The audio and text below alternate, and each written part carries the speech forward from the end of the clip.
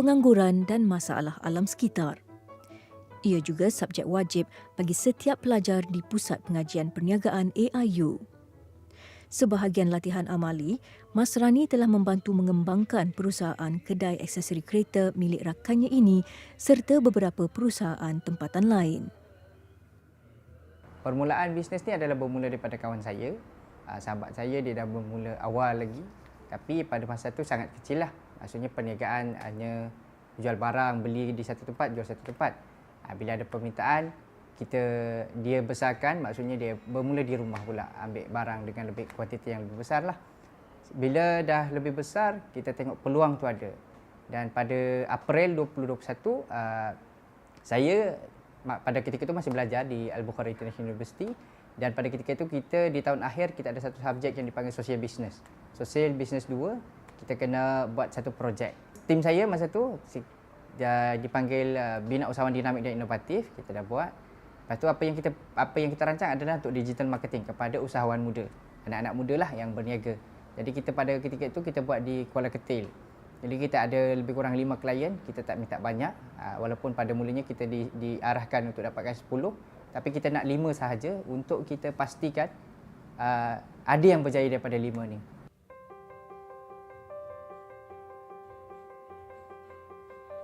Salah satu objektif projek ialah membantu peniaga mengembangkan pasaran mereka ke peringkat yang lebih tinggi.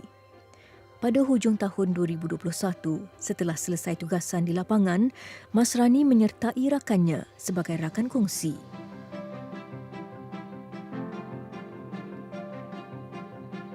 Kedai aksesori yang terletak di Sungai Petani Kedah ini turut beroperasi secara atas talian bagi mencapai lebih ramai pelanggan. Ternyata, ilmu yang diperolehi di AIU amat berharga bagi pelajar seperti Mas Rani untuk membawa perubahan kepada pengusaha kecil.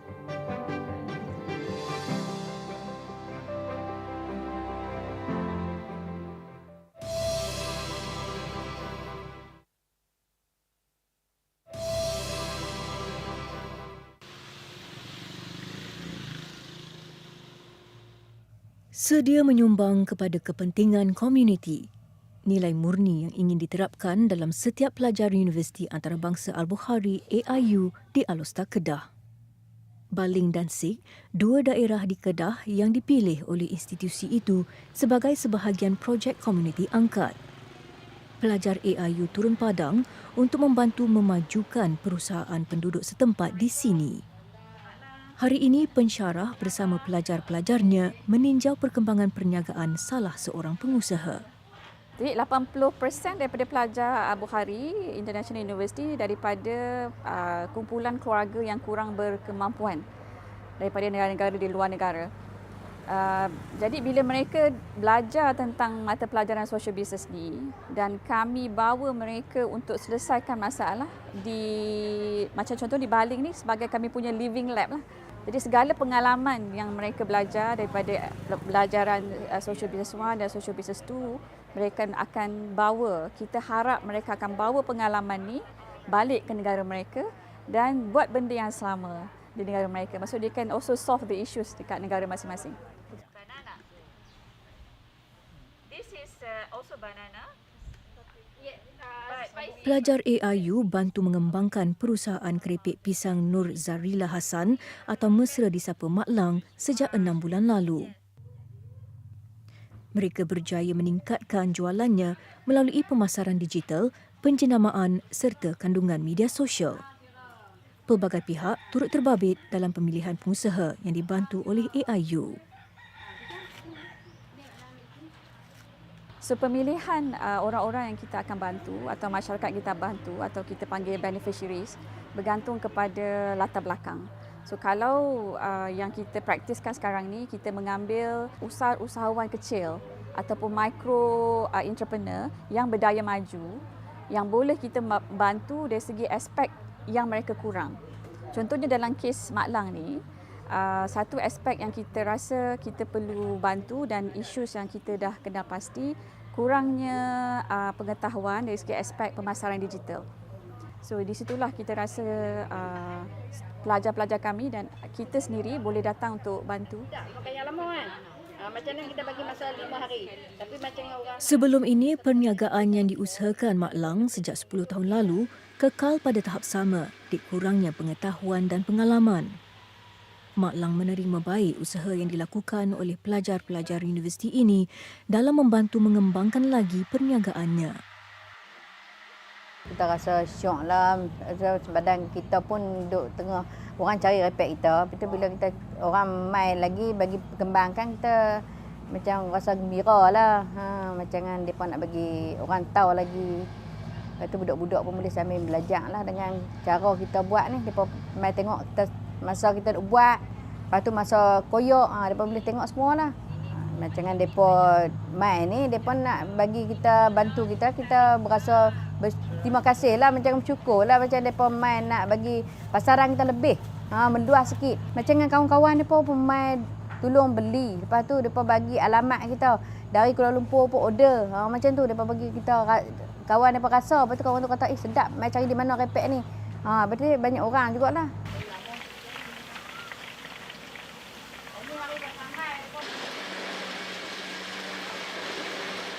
Pelajar membantu menyelesaikan masalah komuniti. Dalam masa yang sama, mereka telah aplikasikan semua teori dan knowledge yang dibelajar di kelas. Jadi dari situ, mereka telah lihat bahawa apa yang mereka pelajari memang memberi manfaat kepada komuniti dan dia telah menjadikan itu satu inspirasi untuk mereka. Semangat pun bertambah sebab dia dah berjaya tolong orang daripada apa yang dia belajar. So tanpa berlengah-lengah, dia set up dia own.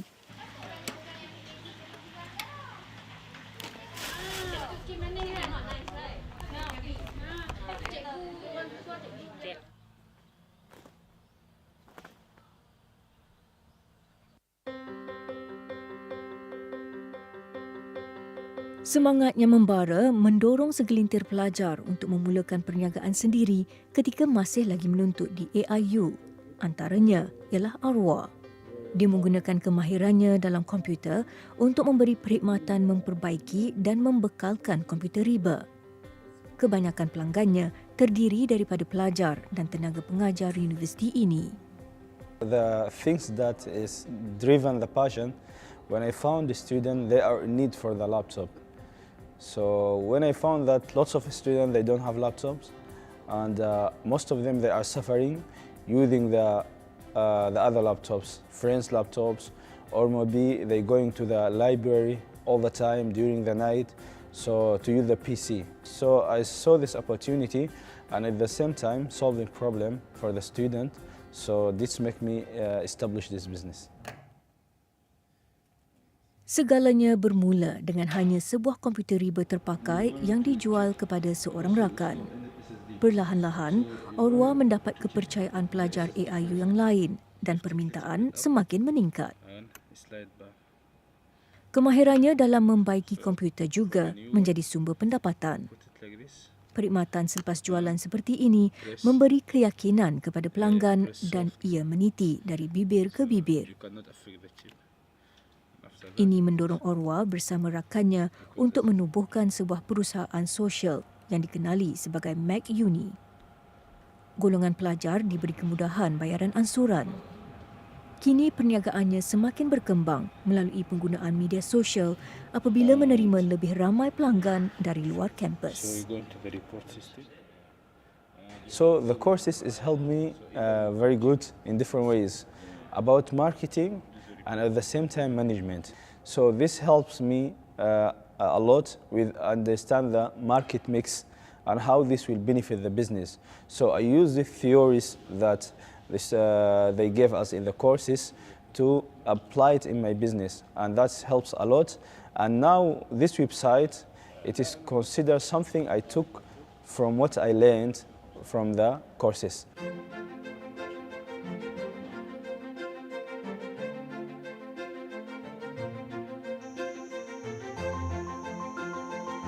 Sama ada pelajar dari luar negara mahupun tempatan, keberadaan mereka di AIU memberi peluang untuk mengenali kepelbagaian budaya dan latar belakang.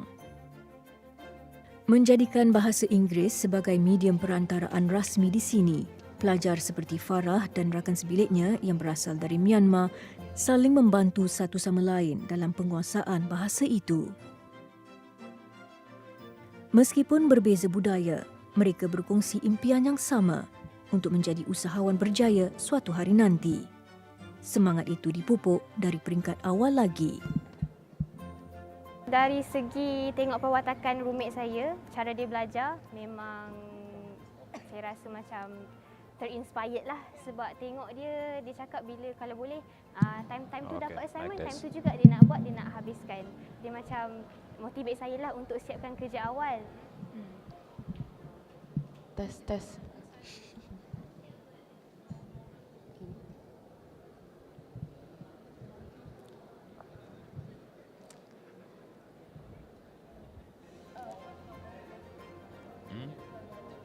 Alright, copy that. Kat sini kan Okay, everyone. Jadi Thank you all for coming. Please settle down as the event will be starting very soon. memang okey lah sebab memang Um, naturally keluar sendiri. Macam Those biasa in the kan. first floor, Dan dulu pun memang saya please, aktif you may pun. please settle down, and in the next couple of minutes, So cakap pun we will macam start the so second time the presentation tu session, macam inshallah. sangat berdebar lah. Tapi kalau kat Selamat sini lain, datang juga memang kepada adik-adik dari sekolah-sekolah yang sudi datang ke AIU pada pagi hari ini. Selamat datang di AIU.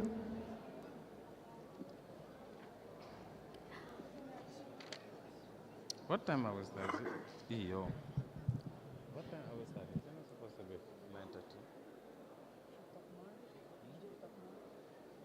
I'm not really good at talking. Thanks a lot, man.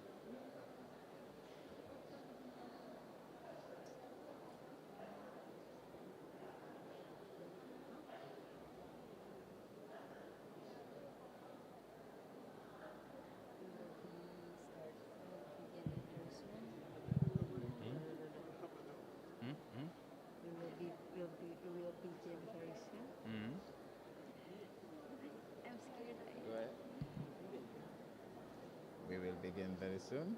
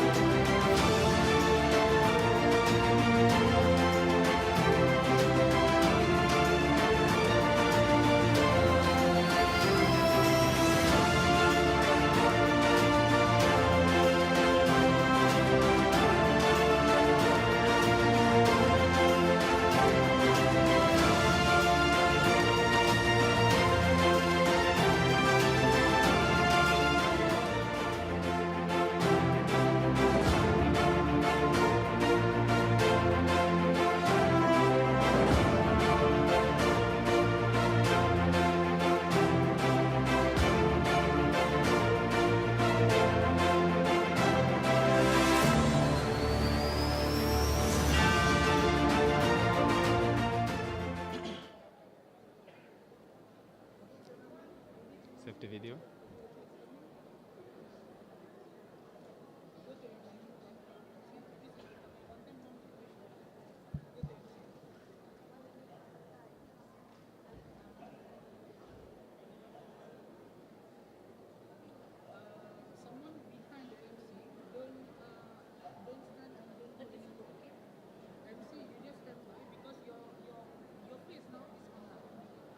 Oh. All right.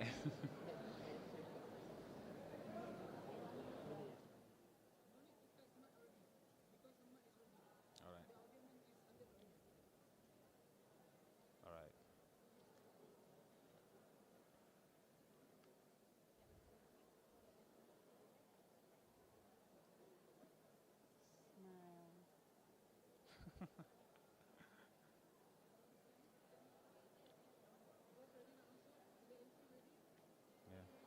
Yeah.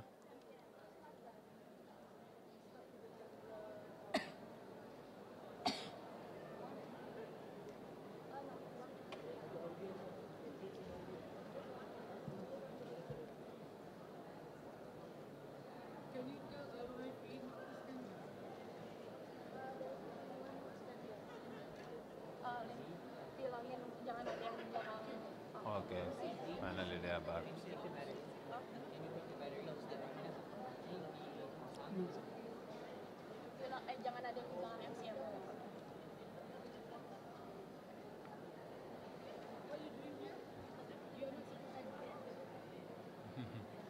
We don't have to announce the guest, right?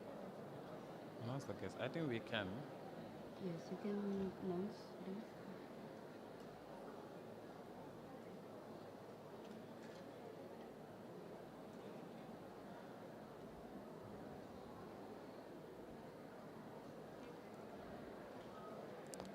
Ladies and gentlemen, I now announce to you the arrival of our esteemed speaker.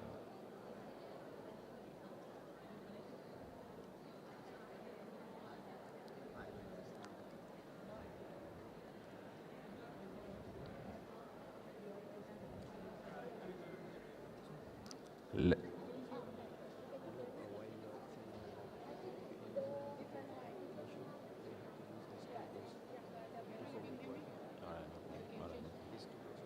All right.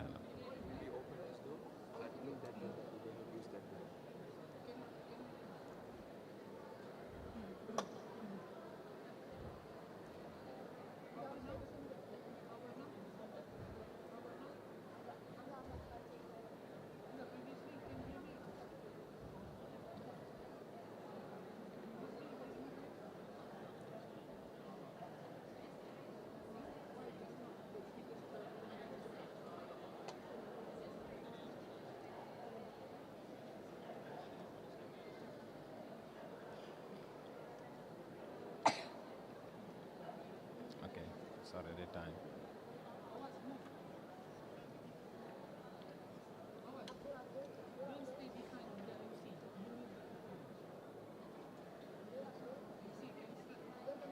I will start, okay? Assalamualaikum warahmatullahi wabarakatuh. Distinguished guests, members of the Albukhary International University, wakil-wakil daripada institusi pengajian tinggi, jabatan-jabatan kerajaan, dan sekolah-sekolah dari SMK Keihua II, SM Sains Pokok Sena, SMK Sultanah Asma, College Kedah, UNIMAP, UUM, College Mara Kuala Nerang, PPD Kota Setar, NCIA, dan NCER yang sudi datang ke acara AIU Public Lecture Series yang keempat ini. Ladies and gentlemen, good morning and welcome to Public Lecture Series 4, Breaking the Silence, Period Poverty's Toll on Girls' Education and Socio-Economic Empowerment. Before we proceed further, I would like to introduce myself. I am Usman Sise from the Gambia, a student of Business Administration in Human Resource Management. I'm Zalfa Sania Rahman from Indonesia, a student of Bachelor of Media and Communication.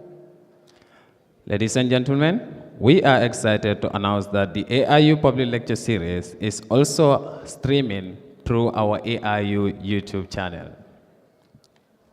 The AIU Public Lecture Series, AIU PLS, carefully selects inspiring talks that reflect AIU's values.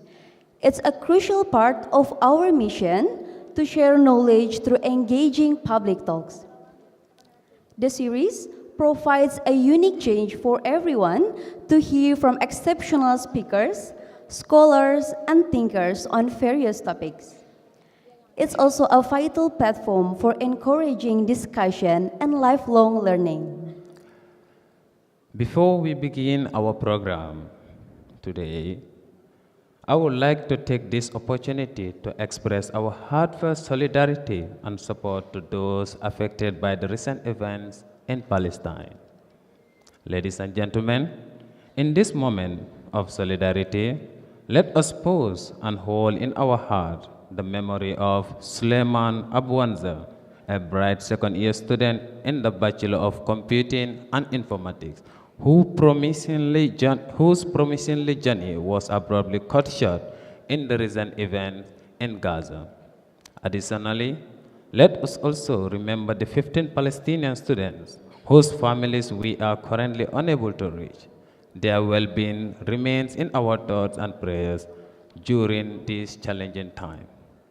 In honor of the unyielding strength and resilience exhibited by the people of Palestine, I will invite you to join us in a brief moment of silence. For our Muslim attendees, please feel encouraged to recite the essence of AIU. We invite you to direct your attention to our exclusive AIU corporate video. This presentation will offer you an in-depth understanding of our institution's mission, values, and enriching educational experiences we provide. Let us all take this opportunity to delve into the world of AIU through this engaging visual journey. Enjoy the video.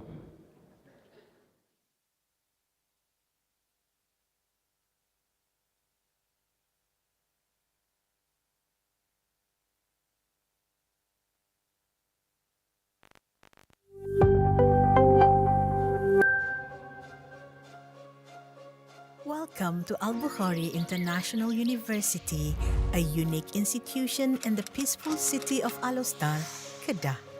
With a splendor-rich traditional Islamic architecture, AIU serves as an anchor of knowledge enrichment and dissemination. AIU stands out for its steadfast commitment to diversity, which brings together students from over 60 different nations. Students embark on a transformative journey that promotes a global networking and viewpoint while recognizing and valuing their diverse cultural roots. Unlike typical educational institution, AIU is a place where students live, study, and grow, benefiting from top-notch facilities and resources. The university goes above and beyond in providing an all-encompassing experience that empowers students to excel academically and socially. At the heart of the AIU ecosystem, where education builds character, lies the 5A core values: Aqidah, Akhlaq, Adab, Amanah, and Amalan that shape the student's character. Social business is the niche area of AIU. Students drive positive change by tackling social-economic issues through entrepreneurship. AIU enables graduates to become catalysts of change, where students are nurtured to become job creators. In fulfilling the noble objective towards achieving the world of 3 zeros, socio-economic initiatives and projects are focused on zero poverty, zero unemployment, and zero net carbon emission. AIU embraces the principle of the 8-hour rule. Students are encouraged to allocate 8 hours for the night's sleep, 8 hours for the educational pursuits, and 8 hours to make a difference by helping those in need. This distinctive approach not only cultivates academic excellence but also fosters empathy and social responsibility. Excellence in education awaits you in a supportive and innovative environment. Join us at Albukhary International University, a place where inspiring minds converge, cultural diversity flourishes, and social business revolutionizes lives. Together, we are dedicated to building a sustainable world where knowledge, compassion, and innovation intersect. Inspiring minds.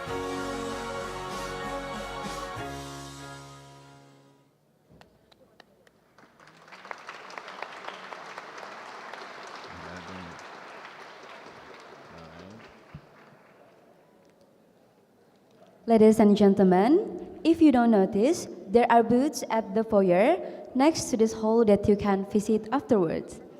This booth will showcase products from 3-0 Club and social business initiatives by AIU.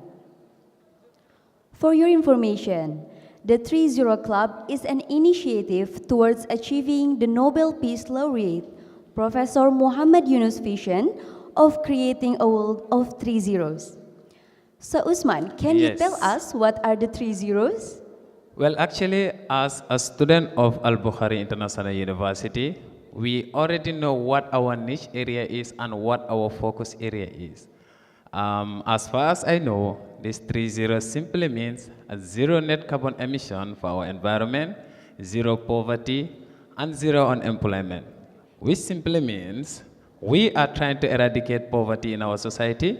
We are trying to eradicate or reduce unemployment in our society, as well as promoting a friendly environment. And on the other hand, one of our niche areas is social business, which aims at solving social issues. So students are encouraged to get involved in either 3-0 or social business, but most of the time we get involved in all. And which is why we have 7 booths that each and every one of you can visit at the end of this session. Can you please ask me what booths are there? Can you tell us what are the booths? The first and foremost is AIU Shop. And did you know what AIU Shop is all about? As far as I know, that AIU Shop will sell the products from rural areas and also the social business products that made by students of AIU. That sounds interesting. But here is the thing. Did you ever sit at a point and have this in mind that a student from AIU will ever transform a used cooking oil into a candle? Wow, how it can be happen? Therapy Lab does different. Therapy Lab focuses on providing or producing scented candles from used cooking oil. And this promotes environmentally friendly and also reduce waste. That's very awesome. And next on our list, we have Elite Gallery. How many artists are out there that are unable to exhibit their skills, that are unable to market their artworks? Elite Gallery tell them, no worries. We got your back. And what it is, we have this aim, that is Elite Gallery, of gathering these artists to make sure they exhibit and market their artworks. What do we have next? So next, we have Paper Rivers, where the upcycle waste paper by designing beautiful crafts that will inspire your daily lives. And on the other side, we have Gift Gallery Package. This Gift Gallery Package is not an ordinary package. These are gift gallery packages that are being made from recycled items. Last but not least, we also have creative stitches that create a crochet patterns and market them with the aim to empower girls. And one of the most interesting above all, Zalfa, is the reason why we are all here, and I believe at the end of the day, you all will be proud to see, which is Athena. And what is Athena, or what do they specialize in? Athena specializes in the production and promotion of eco-friendly menstrual products aimed at addressing period poverty. So ladies, now is your time to rise and shine. Let's kickstart our event today by lending our ears to a welcoming remark to be addressed by Yang Berbahagia, Professor Emeritus Dato Dr. Abdul Aziz bin Tajuddin, Vice Chancellor and President of AIU. Ladies and gentlemen, please welcome him.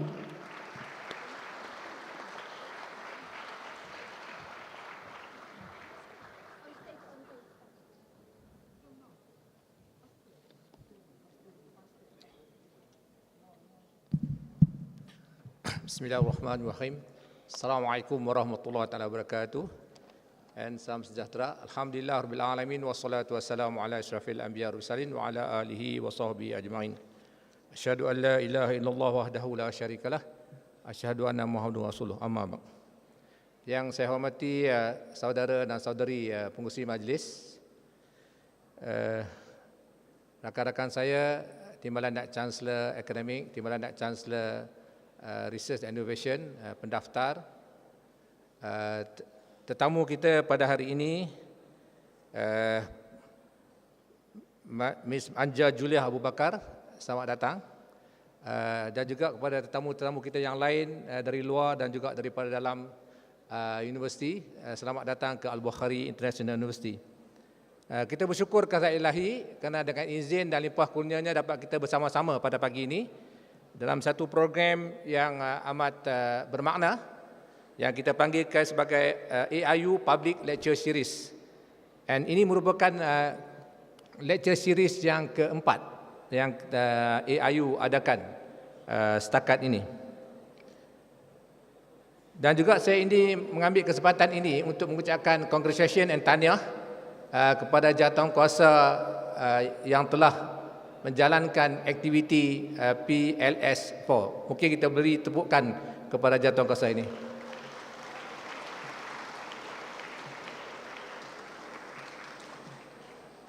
Izinkan saya bertutur dalam bahasa Inggeris. Takut nanti saya seorang saja faham. Thank you very much. I would like to welcome all of you to AIU. And also I would like to take this opportunity to welcome the new student who just started their semester yesterday from AIU. Welcome to Albukhary International University. In fact, we kick off with a public lecture series, but insyaAllah I will be seeing you again later on. For the information of the audience, I believe the senior people will already know, but probably there are young students here who just arrived, and also our guests from the school. Thank you very much for coming. AIU is very unique, very unique as compared to other universities. We are a private, non-profit university. Selalunya kalau private ni dia nak minta duit, tapi AIU dia bagi duit. Sebab tu ramai orang tak datang ingat universiti scam.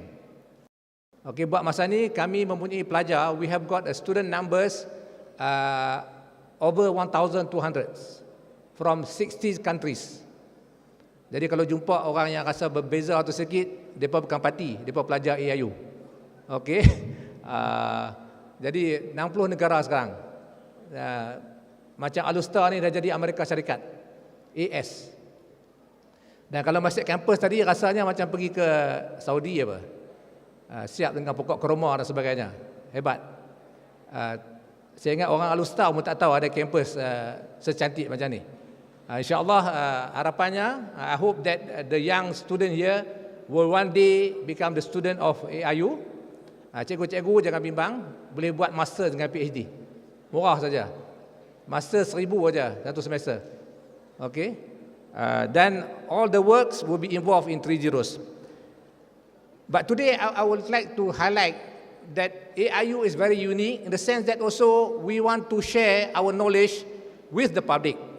That is why we organize this public lecture series. Kita tak mau jadi menara gading yang duduk atas menara seronok sendiri.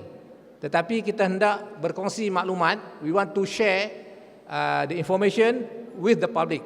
Because I think that is the role of university.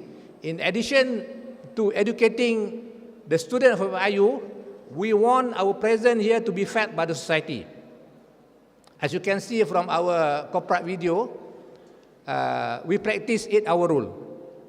8 hours for yourself, 8 hours to study, not 24 hours, but 8 hours to contribute to the community.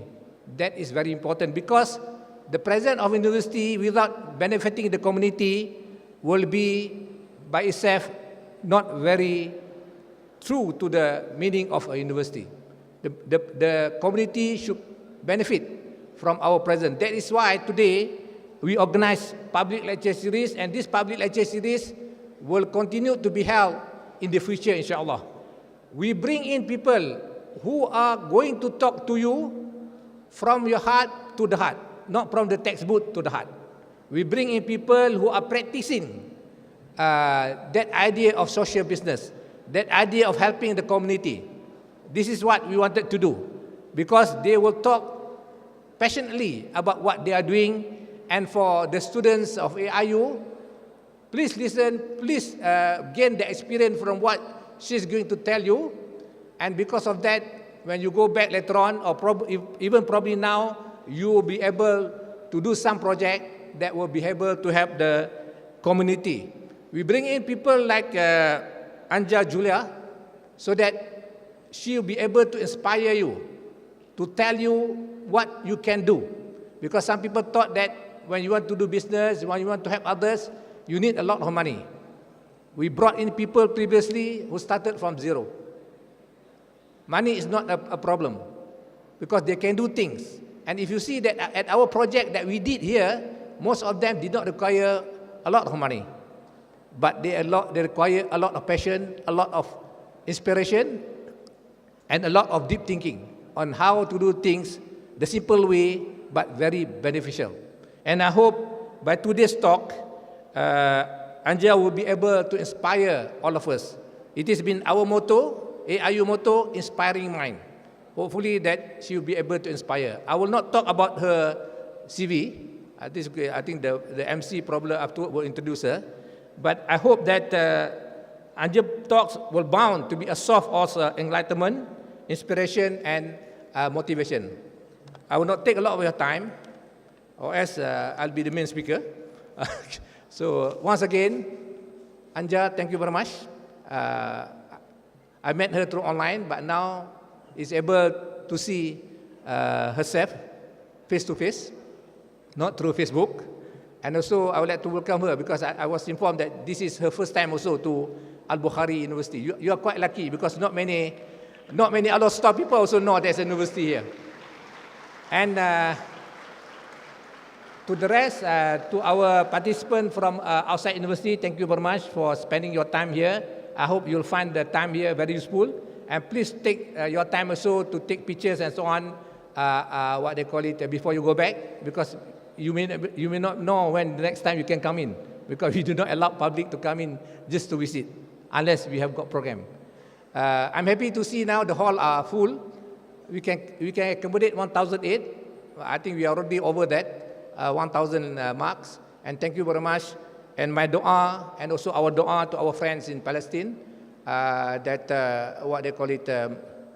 We hope that our Palestinian students here will see one day they will go back to their country to build up their country again, insyaAllah. Okay, wabillahi taufiq wa hidayah. Assalamualaikum warahmatullahi taala wabarakatuh.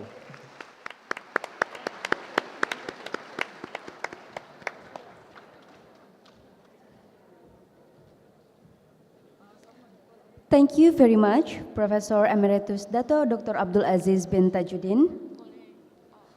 With great honor, we also would like to welcome representative from Takaful Ikhlas, Prima Kasih, Sheikh Bird Solution Sendirian Berhad, and MPH Bookstore. Ladies and gentlemen, it's with great pleasure that I introduce to you our esteemed Puan Anja Juliah Abu Bakar. I know ever since the beginning of the event we have been mentioning her name, but none of you have any idea of who she is and why she is here. Ladies and gentlemen, Puan Anja Juliah is the founder of Athena Holding Sendirian Berhad, a social enterprise focused on manufacturing and distributing eco-friendly sanitary products. Puan Anja has demonstrated a commitment to promoting sustainable practices in the manufacturing sector. The company's focus on eco-friendly products aligns with Anja's broader mission of advocating for environmentally conscious lifestyle and practices. Puan Anja Juliah has received widespread recognition for her exceptional contribution to various fields. Notably, she was awarded the Commonwealth Points of Light by Her Majesty Queen Elizabeth II in 2022. A testament to her impactful effort and dedication to create positive change.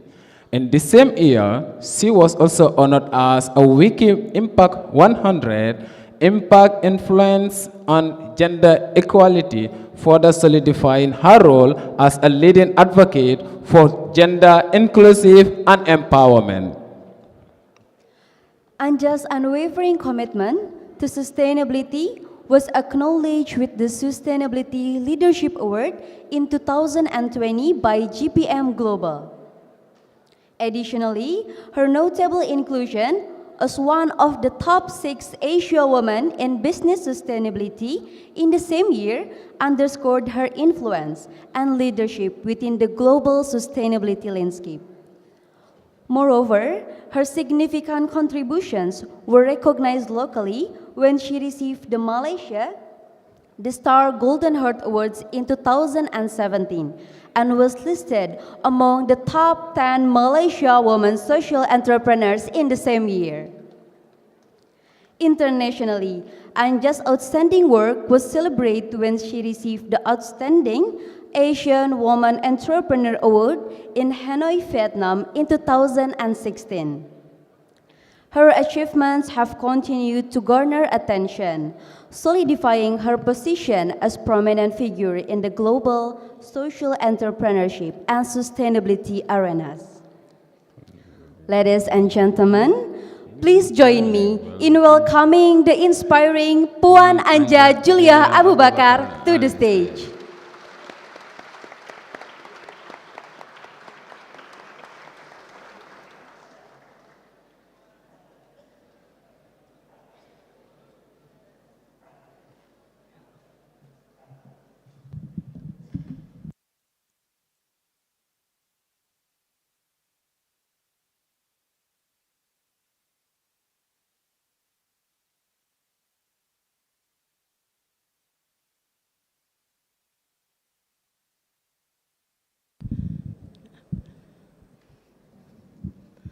Okay, Assalamualaikum and very good morning. First of all, thank you so much for having me, and thank you to Prof. Emeritus Dr. Abdul Aziz Tajuddin and fellow Albukhary. Thank you also to my guests and those who are from UUM, Unimap, is it? They are here. Dan terima kasih pada yang luar daripada AIU yang sudi datang juga pada untuk sesi hari ini. So allow me to speak in dual language because we have diverse type of participants today. Okay, saya akan berbicara dalam dua bahasa lah, memudahkan agar mudah untuk difahami oleh semua. Terima kasih atas apa yang tak adalah hebat sangat yang seperti mana yang telah dikongsikan oleh kita punya pengacara tadi. Dan I go straight to my slide. Where do I? Okay. So our topic today, breaking the silence. Period poverty tools on girls' education and socio-economic development. Macam mana kita nak break the silence, hentikan orang kata untuk kita memperkasakan, untuk kita menyuarakan tentang wujudnya kemiskinan haid ni. Dan isu ini adalah isu yang orang kata real, isu yang memang sedang berlaku. Dan isu ini bukan, this issue is not only happen in third world country, it happened across the global. It happened also in first world country, in Europe, even in the US. Isu kemiskinan haid ni bukan sahaja kita lihat di negara-negara ketiga, negara-negara mundur, tetapi juga di negara-negara maju seperti negara barat di UK dan juga di Amerika Syarikat.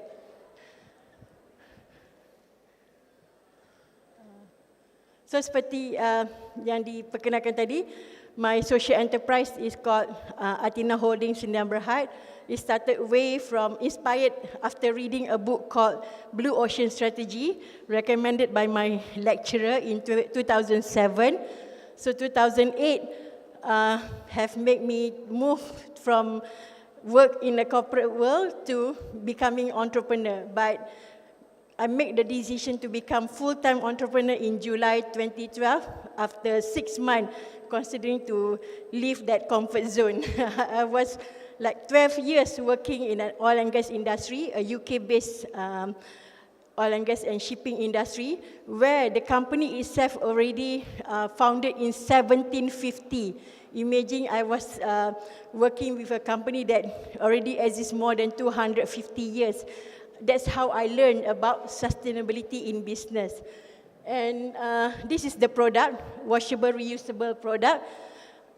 We use premium fabrics to make our product. And as you can see, maybe some of you are not aware that we have innovated how the cloth pad looks like to today. And we have booth today. You can also see how the actual product looks like. And it all happened in 2010 after we won Malaysia Innovation Award, organized by Ministry of Science, Technology and Innovation. So somehow, it was in October back then, and 5th January 2011. As an entrepreneur, you need to remember all the dates, and history used to be my favorite subject back in school. So 5th January 2011, my first time featured on newspaper, 5 Januari 2011 adalah pertama kali saya muncullah di akhbar. And throughout 2011-2012, I've so-called kata short sendiri lah, short sendiri famous lah.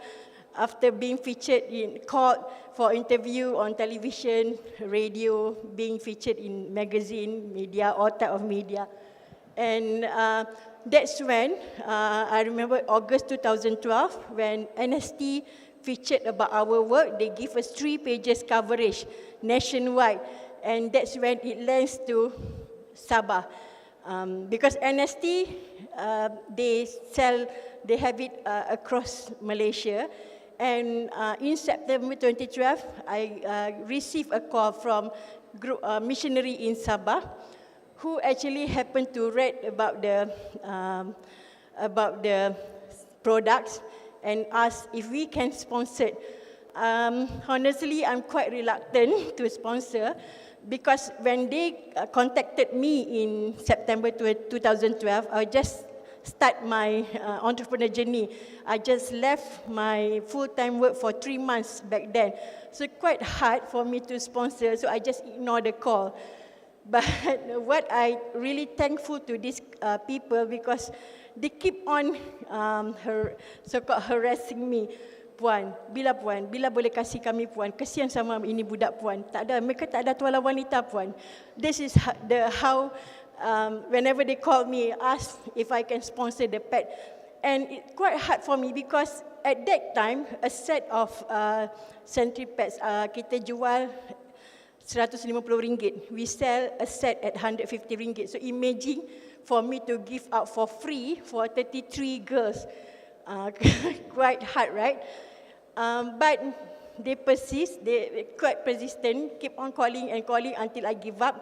I said, okay lah, not that I can sell so much. Maybe, although we are different religion, but because of humanity, I decided to, just close my eyes and sponsor the pets. So, this is where we sponsor the product, and a month before Christmas, a week before Christmas, they received the product. So how I can see that they are so happy. I was not there, but receiving the pictures makes me so somehow feel happy and grateful. And that's when the question starts. What happened? Why they really persist and want me to sponsor the product? And I have to finally reluctantly sponsor all 33 sets. And this is what I discovered, that this was the first time I learned about period poverty. And what I found out about this girl, trying to survive, they wanted to come to school. So as an alternative, they use coconut husk, stuff it in socks to use as an alternative. And this is not only happened in Sabah, it happened in many areas in Malaysia. And I was shocked because I have no idea that I've going to witness this in Malaysia. I mean, whoever imagined? I thought they are making excuses that they cannot buy the sanitary product. For me, I said it's very cheap. At 3 or 4 ringgit you can buy, but I forgot that in East Malaysia, Sabah and Sarawak, the price is higher compared to in Peninsula. So everything is expensive, but going further to deep rural, the price gonna up. So this is when I feel so grateful that we have decided to sponsor the products. So what is the problem? When girls have no sanitary products, they don't have any access to sanitary pad, they miss 5 to 7 days of school, in total of 60 days of number of days of school in a year. So what is the outcome? They don't have desire to go to school, and result, they just drop out. So this is when I finally met one of the mother of 13-year-old girls who already dropped out from school. So I asked the mother, she should be in school. I mean, macam orang lain kan, kita nampak budak 13 tahun tak sekolah ni kenapa? Cakap dengan mak dia, hantarlah dia pergi sekolah, boleh lagi belajar. Then the mother reply, why should I waste my money to send her to school when she already know how to write, to read? Oh, okay. I'm a bit speechless because I never expect that kind of answer will come from her. So I don't want to argue anymore because she knew best about her daughter. But that makes me like wonder what actually happened, what will happen to other girls when they don't have, if they cannot complete their tertiary education until 17 years old. And that's when it hits me, when I relate to my personal experience. How many of you are 28 years old today? How many of you are 28 years today? This year, 28 years? May I see show of hands? How many of you 28 years this year? No. Or more than 28 years lah. Okay, exactly 28 years ago, I was a college dropout. But being a city girl, I know what I want. I have very big ambitions. And I want to go to UK to further my study. And this is how Athena tackled the girls' monthly challenge by providing the sustainable solutions, by reducing menstrual poverty through among marginalized girls. Okay. So now let's go to the main topic. Okay, before that, let us go to, I have one video to share. I am a girl and I am strong. I am a girl and I can make an impact. I am a woman and can take my own future.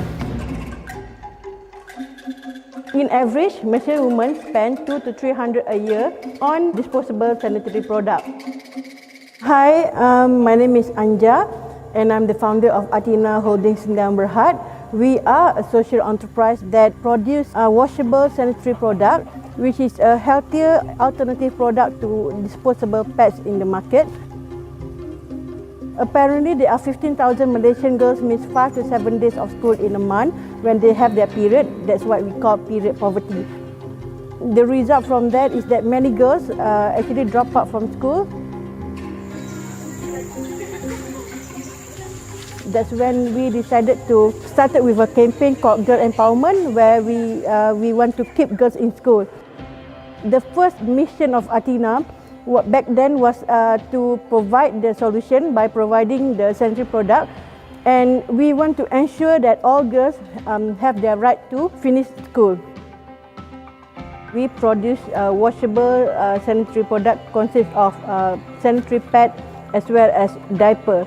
And for diaper, we have a baby diaper and adult diaper. Our products are 100% made of fabric. They are washable and reusable. We have reached more than 1,500 girls by sponsoring the product as well as running our Athena Empowers program, which is a menstrual hygiene management program to these girls. We learned that we have actually helped remove more than 464,000 of disposable pads to the landfill, and our beneficiaries actually have saved more than 500,000 from buying the disposable pads over the period of 5 years. Our challenge into creating more awareness to the public, because our main revenue still comes from the retail of our product. Now we are very confident that we can grow even larger after push. We have moved to women economic empowerment, where we have started educating women from orang asli community or even rural in Sabah and Sarawak to help them economically by teaching them basic entrepreneurship skills so that they also can become social enterprise and benefit the communities. What we would like to recommend it is if push can help us being recognized by international investors, so that it will help push our product to more countries outside Malaysia. What's in our next plan is to create more social factory in Malaysia rather than do it commercially, to start our own social factory where the product will be made by the communities and we will be the main buyer of the product. I do believe that we can create more awareness and encourage more communities to be part of this social enterprise ecosystem. Okay, if you can see, the first 3 girls that appear from the start is from the orang asli communities of Semai in Tronoh, Perak. We work closely with Majlis Belia Orang Asli Malaysia, so that it's easier for us to work with the communities, with the tribe of indigenous communities in Malaysia. So now, what is period poverty? You can Google, there's a lengthy of explanation about period poverty, but in simple words, as an entrepreneur, I always like to make things simple. I mean, like, we are lazy people, so that's why we innovate, so it makes us work better. And period poverty, in simple words, means the inability of menstruating women to access sanitary products and safe, hygienic places in which to use them. Very simple, right? Unless you are doing research paper, you have to prepare maybe on the topic itself, you have to, on the definition itself, you maybe need 10 pages. So, according to World Bank, as many as 500 million people, women across the globe, lack access to basic menstrual products and hygienic bathroom facilities for use during their menstrual cycles. 500 million. And you know what? 1.25 billion women and girls have no access to safe private toilet. So we have how many world citizens? 7 billion, 6.7 billion. So 1.25 billion, is it small number or big number? Big number, right? 1.25 billion. So we want to eradicate poverty. And I guess we should include also period poverty on SDG 1. And 1 in 10 girls in sub-Saharan Africa miss school during their period. So research has suggested 65% of women and girls are unable to afford menstrual products. This is compounded by a lack of safe private toilet in schools where girls can manage their period. So just 32% of rural schools were found to have such facilities. And through their research, 65% of women and girls in Kenya, this is one of the country in African continent that are not able to afford menstrual products like sanitary pads. So another study has been conducted in rural Western Kenya, where 65% of the population live under less than $1 a day. So $1 a day in Malaysian ringgit is 4 ringgit 79 cent or 4 ringgit 75 cent. And what can you eat with 4 ringgit 75 cent? Maggi if you buy yourself and cook. But what else? How much can you buy from 4 ringgit 75 cent a day? Berapa banyak yang boleh dibelanjakan dengan 4 ringgit 75 sen kalau orang tu hidup dengan pendapatan di bawah $1 sehari. Tak boleh nak imagine kan? Dan ini dia. Bukan isu kemiskinan haid ni di Malaysia, di negara-negara miskin, negara-negara yang dunia ketiga, period poverty is not only issue in third world country but also happen in the first world country like North Europe, example United Kingdom. So statistics from the UK in 2022, last year, it is reported 137,700 girls in the UK miss school because they can't afford sanitary products. How shocked. 137,700 pelajar perempuan di United Kingdom yang ponting sekolah, yang tak dapat pergi ke sekolah kerana tidak ada oleh wanita.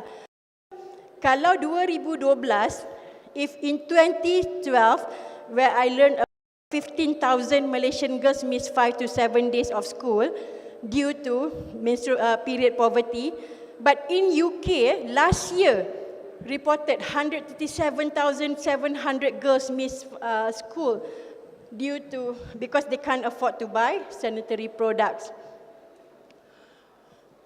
And 6% of parents, okay, this is from the survey, said that they had been so desperate to equip their daughters with menstrual products that they have resorted to stealing.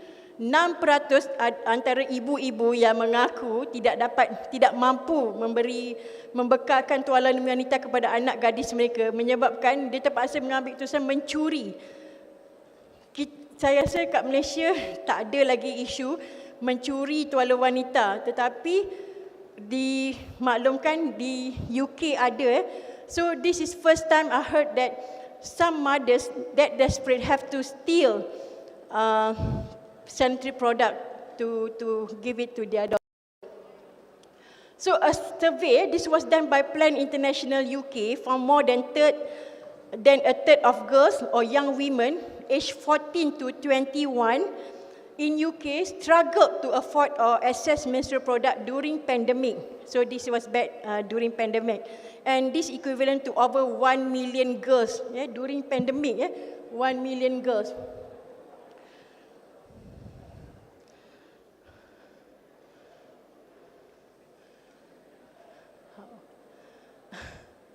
All right.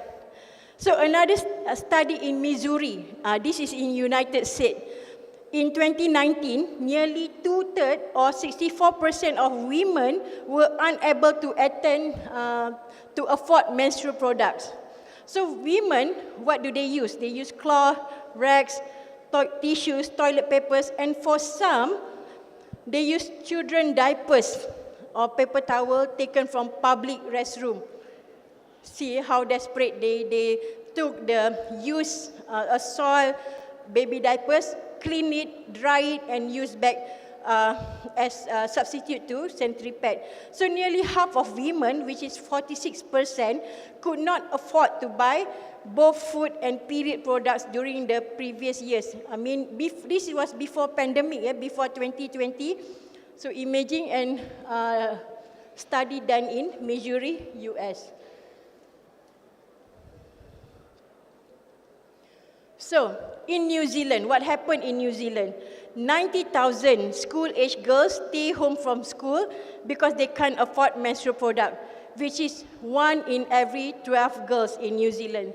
And 20% of year 9 to 13 students who menstruate said they had difficulty accessing the menstrual products. This is a result the former Prime Minister of New Zealand want to provide free sanitary products to all girls in school. So imagine, such country, even like New Zealand, have 90,000 who are absent during when they menstruate. Okay, enough about first world country, third world country. We forgot about another group of people, which is the refugee. What happened to them? Here in Malaysia, they are not allowed to work. So how do they get money to buy other supplies, especially sanitary products for their wife, for their children? So maybe this is also another issue to be tackled, for our refugees. And what happened to those in the war zone area? I was recently asked to sponsor pets to be sent to Palestine. And this was not first time. We were approached since 2017. And then they found that we cannot supply our own product because they don't have enough source of water. So how can they wash our product if they themselves have a lack of water? So maybe we need to find alternative. We need to sponsor disposable for time being, since that is the issue. So we have refugees, we have those in the war zone area, but we forgot about another, women in prison. So in Malaysia, the government spent 35 ringgit a day to cover a cost of one prisoner. So estimately they have about 55,000, say 50,000 prisoners in Malaysia. And say 10% is female. Say 5,000 are female, so times 35 ringgit. So how much? So take out your calculator, take out your phone, go to the calculator and calculate 35 ringgit times 5,000. This is only my estimation. So how much that government spend? Or you can also calculate 35 ringgit times 50,000, which around 1.75 million that the government spend for our prisoners. And what I learned from my personal interview with some female prisoners, that they were given only one piece of sanitary pad per day. This is in Malaysia. I interviewed some of them, former prisoner, ex-prisoner, and I was shocked to know that they were given only one pad. So how you want to get more products? If you have heavy excess of period or heavy flow, then you probably can ask for more. So what they did, they also become very creative lah. They open the layer and there's cotton inside. So they somehow very creative. They took out the cotton inside the pads and make it as tampon. So each pad can make 9 tampons. So I said, what? I never ever imagined, never ever like open a normal sanitary pad.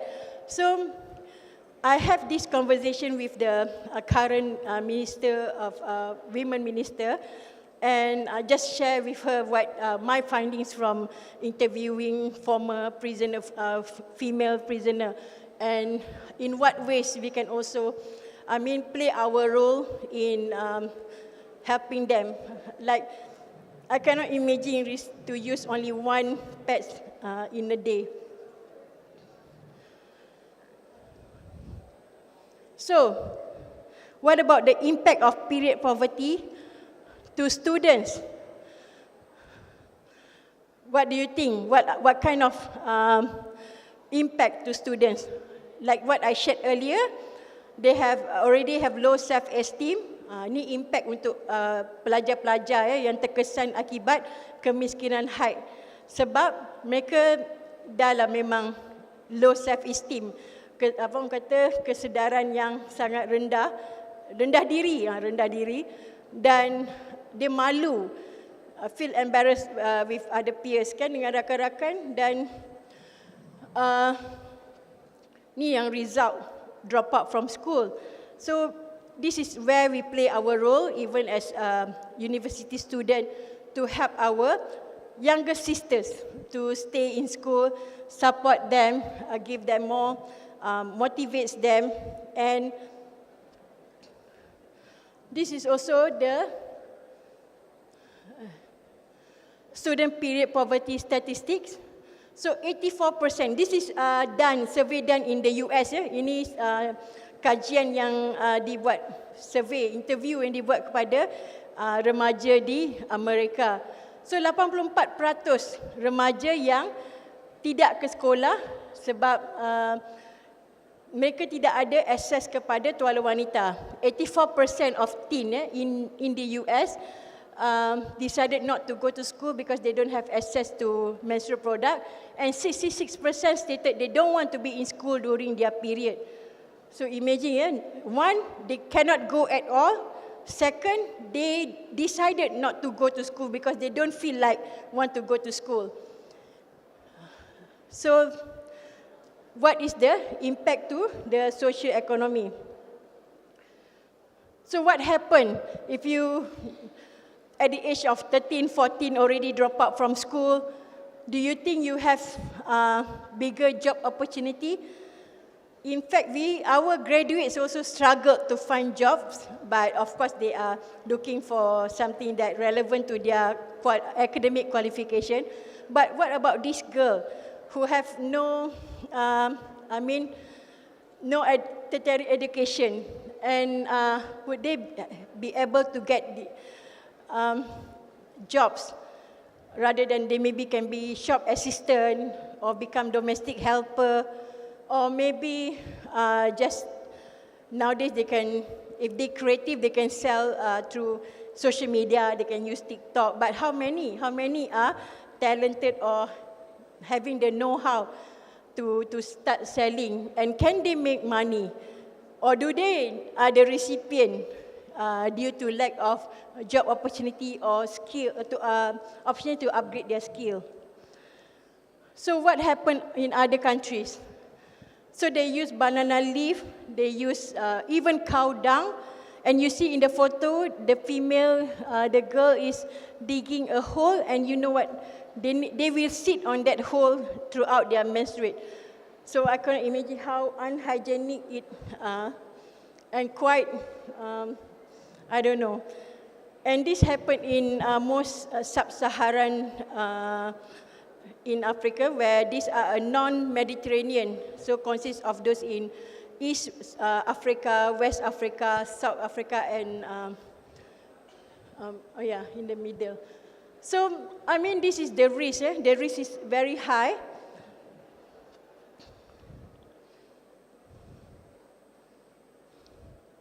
So what are the barriers to among our girls in school, among our girls or community?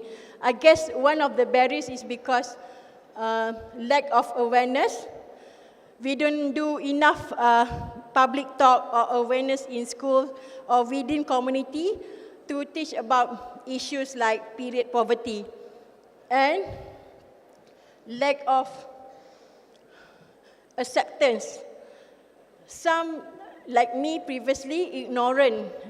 We have no idea that this issue happened, and some, they feel like due to low self-esteem.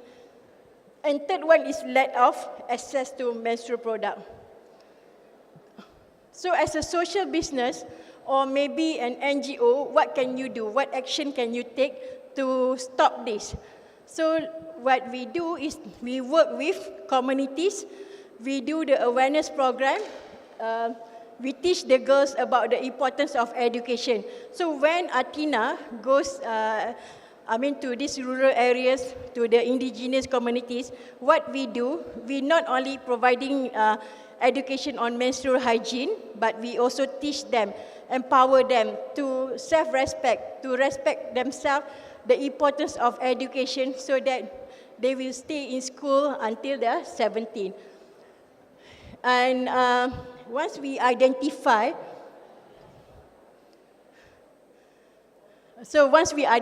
the community, we also do crowdfunding. Like recently, last year, we appointed by University of Manchester as their global campaign partner to combat period poverty. And Alhamdulillah, we managed to, through Manchester University, managed to collect such amount of money, and we have conducted the program in Pulau Pinang, in Penang. And we also partner with various corporations, big corporations like Harta Lega, like Bank Islam, Alliance Insurance, American Express, to also working with us to empower girls for our menstrual hygiene management program. So Albukhary can also do the same. We can educate women communities how to make the sanitary product, and so that you can order with them and distribute to all girls in need in Kedah or maybe other places in Malaysia.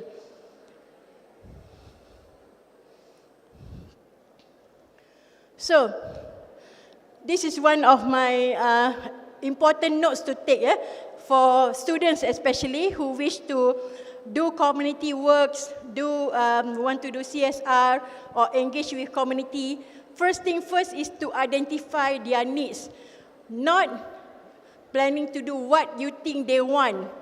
These very two different things. When you want to start working with communities, after you identifying the issues, after you identifying their challenges, first thing first is do need analysis.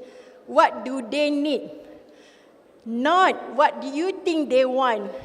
This is why some few social businesses, social enterprises fail, because they think they want to provide what they think the community wants, not what the community needs.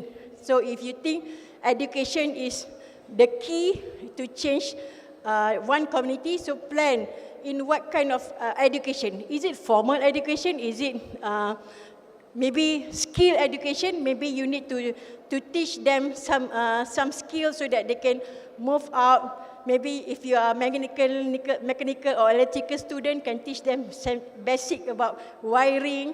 If you are, anything, whatever skills that you have, just share with them. But after you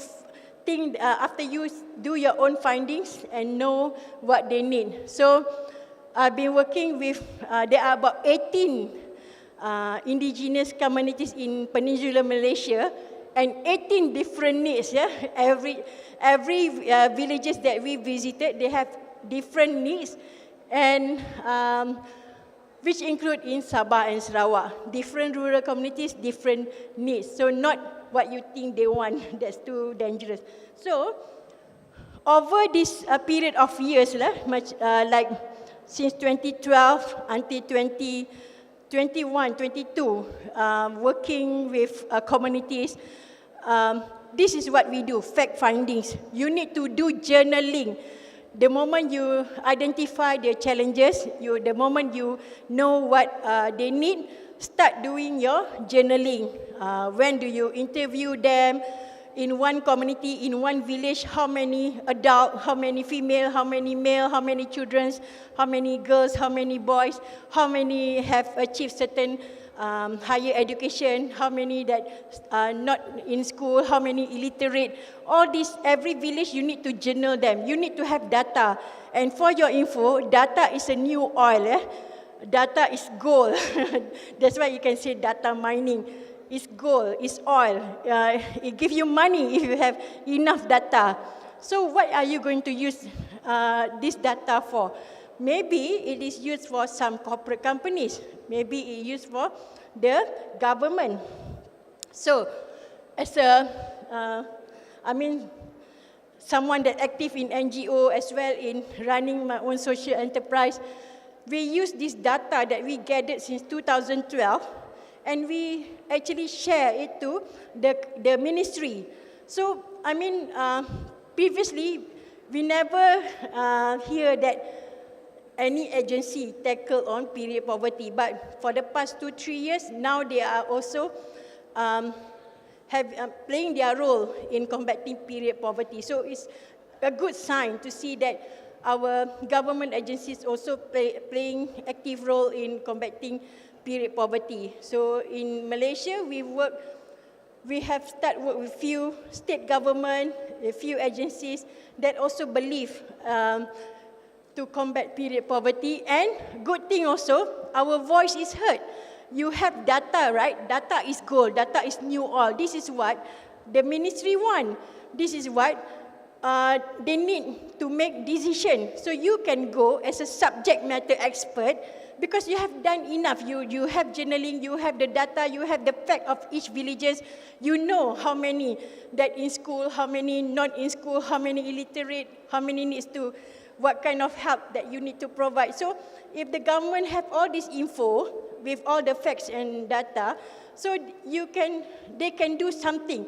You can propose to them what kind of policy, what policy for next. So I have personally involved, especially in social entrepreneurship, and now I know the reason government listen to you, this is from my own personal experience, when you have data, when your work is proven, when people know what are you championing. Not this year I champion on drug issue, next year I issue on trafficking issue. No, you are consistently seen doing the same thing over period of time, period of years, and you have all your data. So this is what they want to hear from you, your findings, your insight, because they have limited resources and time, and they need people like you who have all this information so that they can bring it forward to get it approved, new policy to be created. So see how important your role is, especially as a change maker. And let us now turn to another campaign like period positive. So let's see what other organizations have involved in combating period poverty and make it more, turn it into positive. So we have Huru International, a US-based in New York organization that have been championing on combating period poverty since 2008. So Huru also making sanitary products, and we have AfriPet based in Uganda. They work with Luna Pet in the US. So for every pets that Luna Pet sold, they will sponsor the pets, AfriPets to the girls in Uganda.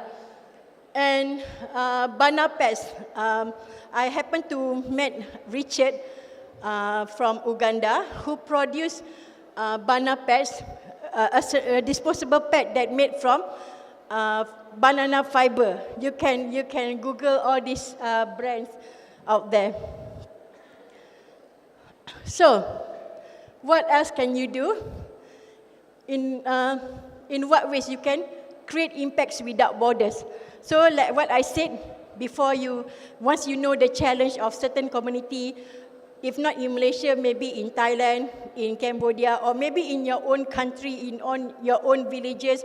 So start do your journaling, do some interview, get to the right person to get the information, and this is where you can start your journey as a change maker, as a social business entrepreneur, social entrepreneurs, to making a positive impact. Remember, impact can be two. It can be positive or it can be negative.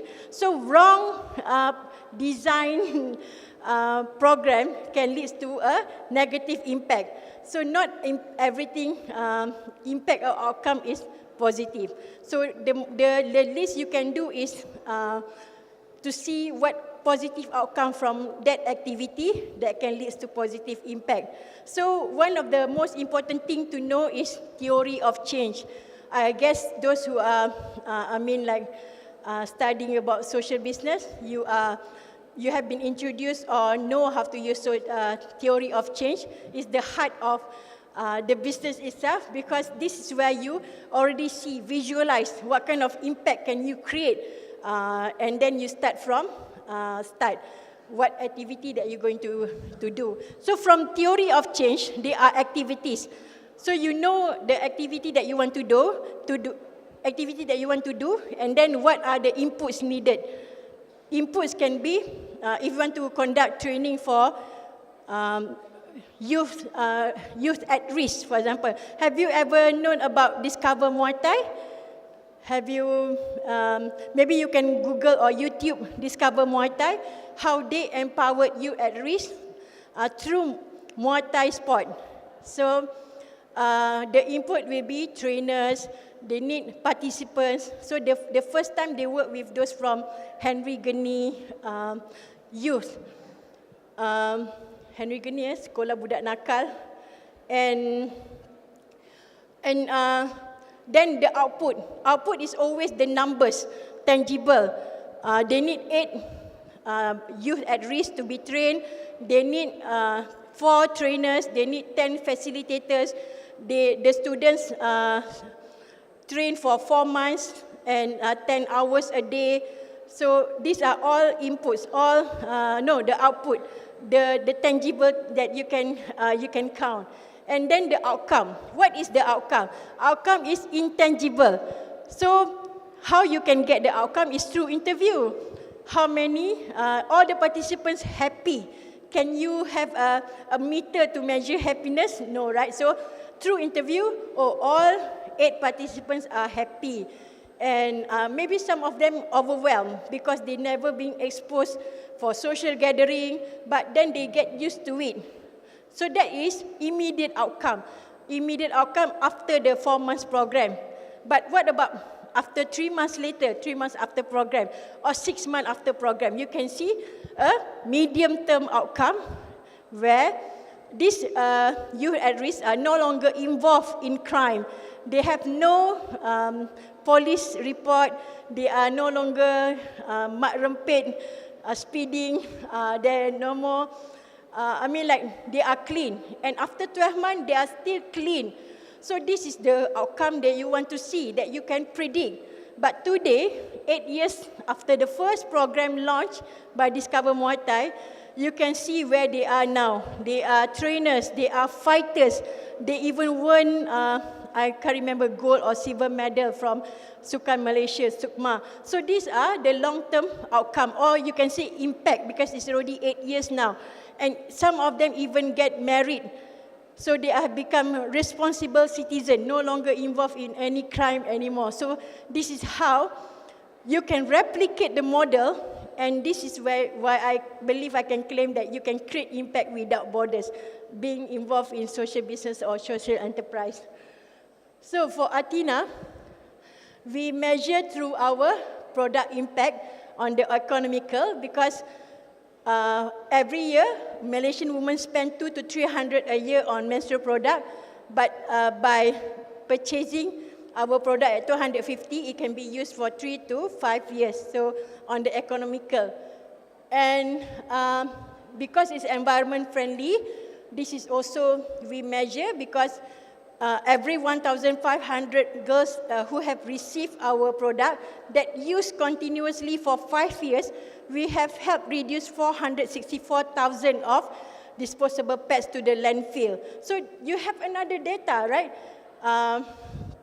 And social impact on education. The main purpose when I first started this girl empowerment campaign in 2013 is to ensure no more absenteeism. So what we do, we work closely with the teacher. Are there any absenteeism due to period? So we are happy because we have totally covered that, 0 absenteeism due to period, because they have no reason that they can't afford to buy any sanitary products. So this is also part of the data that we have. We over the years we have removed almost 1 million pieces of disposable pads reduced from landfill. So if you plan to do a social business, if you plan to help certain communities producing product, make sure you have your journaling. Yeah, Even we are already 12 years now, we do journaling. We record every people, every community, how many girls we meet, how their age range, everything is recorded. Don't simply claim, oh, you go to this village at this, but most of the time it's your photo. Nothing, no facts there, no enough data. So when you share all this data, you record it, you have proper journaling, this is where the corporate start to approach you. Most of our current client is we are actually being approached instead of, yeah, we do approach our prospect, but we also being approached by our corporate clients because they've seen the work that we do. And the most important is the data that we have. This is what they want because they want to become our impact partners. They can become the funder and in the same time having the report for their CSR report as well. So we call them as our impact partner, not our CSR funder. But we don't get fund or grant. We actually sell the program. So it's part of our revenue lah. And I mean, we've been working with the community since 2012 and go in and out the jungle with the indigenous community to the rural until July 2022. We were approached by British High Commissioner in Malaysia, where in January 2022, the Prime Minister office in the UK have do some research, and I was surprised that we were being selected to be the recipient of Commonwealth Points of Light Award from Her Majesty Queen. Unfortunately, tak ada rezeki jumpa Queen because she already passed away. But a week later, to my surprise, I received a call from British High Com to say that the Queen signed the certificate. So imagine the feeling having her to sign the certificate. So it's kind of motivation to us as well. So most important thing, if you plan to do, to become a change maker, to do your social business, social enterprise, make sure you know which SDG goals that you want to champion. There are 17, but Athena we champion on number 5 and number 3. This is for our impact goals that we want to achieve. For business, it's different. Business, we have different SDG goal. For impact, we are championing number 5 and number 3. And ESG is to measure. So do you really know what's the difference between SDG and ESG? Who have no idea the difference? You need to know because you're already in higher learning institution. SDG, Sustainable Development Goal, is a long-term agenda by United Nations. It's a 15 years agenda where it has 17 goals to achieve by 2030. And you don't only remember the 17 goals, but there are targets and indicators as well. So don't simply want to champion like all 17 goals or 5 or 10. I've seen many social enterprises want to champion like 10, 12 SDGs. You are a small company, you only have maybe 3 in a team, but you want to champion 5, 10 SDGs. So be realistic unless you are Petronas or unless you are Sam Darby, for example. If you, by all means, you can champion all 17 goals, but as a SME or micro SME, having one is enough to know that you also have a long-term vision by supporting the SDG. And ESG, it works together because you need to measure. ESG is a tool for you to measure and it's a tool used by impact investor as well. So you measure not through money but on economic. In what ways you have helped support to reduce unemployment, to create more jobs for the community, or the social. If there's any domestic violence in that community, in what ways you actually support, and on economic, and on environment, how? Like we have therapy lab, you produce from used cooking oil. So this is part of your contributions. So what you need is to have a vision to create a lasting legacy. How we Athena would like to build an impactful, sustainable and profitable. So one of the wrong mazhab, I can say that social enterprise, social business cannot make profit. You need to make profit in order to sustain, so that the more money you make, the more you can provide more good to the community or to the environment. So don't have this, I don't know mazhab, what you call that you should not make profit. You should make profit. And I guess some of you knows the difference between social business and social enterprise. Yeah, I don't want to go into that. You can Google difference between social insurance, social enterprise and social business. Most importantly, you need to have a vision. Have an eagle eye vision. What is your purpose? What is your strategy? And in Athena, this is our purpose-led corporate strategy. As a leader and the most innovative company, specialty in feminine hygiene products and services, while contributing towards the social economic development. So you need to be clear. I've asked so many entrepreneurs out there. They are confusing between vision and mission. Vision is where you see yourself in the next 10, 15 years. As a student, you don't see yourself just graduate as an engineer, as a lawyer, as an accountant, but see yourself as an accountant who have 10 firms that hire 100, you have 100 associates, you have 200 employee, or lawyer, you can have do 1,000 pro bono cases a year. Don't see yourself as a lawyer, see yourself as a lawyer that making a change, a lawyer that creating impact. So see beyond your career that you see yourself. If you are today 23 years old, already see yourself where yourself at 33 years old, 10 years from now. Mission is the how. This is where you are, your journey, the how, the vehicle through university, through the learning, through the networking among students from other countries. You need to build networks. So as a student, you need to be visible. Once you be visible and you are championing certain cause, you are seen as someone that have a purpose, someone that know what he or she wants, especially in supporting community, making a change. So you will see someone as have a credibility. So you need to be visible, you need to be credible. That's when profitable. You see myself, some people say, I want to get glamour, go there, go. No, I want to be seen. I always make an effort to ask questions if in a conference. That's how I get Tony Fernandez's attention back in 2016. Out of 1,500 people, I'm the first to raise my hand to ask questions. It not necessarily be the question related to the conference. You can ask him any question, but first thing first, you need a visibility. You are doing advertisement for free to 1,500 audience in the room. So first thing first, you need to introduce yourself. I introduce myself. Hi, Tony. I'm Anja. We run a social enterprise that empower young girls through reusable sanitary pads. That's all. You need to know your one-liner. You need to know your specialty. There you can attract attention.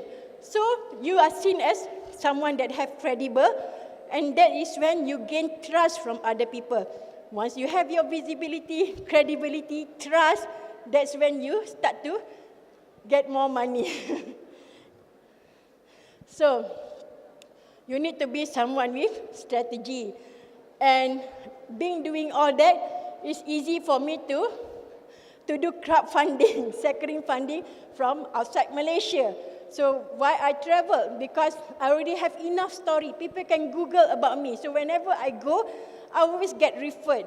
When I was in Sweden, I got referred to IBM Sweden. I got to many corporates in Sweden. When I was in UK, I was introduced by another corporates in the UK. It's because people Google me. When I go there, Google about our company. So somehow they have the trust there. So this is the most important, but not many people want to do, is to building trust. Building positive relationship, building trust. So you start to get funders coming in. let me share. So these are among the partners that we work with, all big corporations. So I hope that my sharing gives some, inputs or insight, because these are all based on my 12 years involvement with working with communities, working with corporates, and I guess that's all my sharing for today. And again, my name is Anja. I'm not a storyteller, I'm a change maker. Thank you.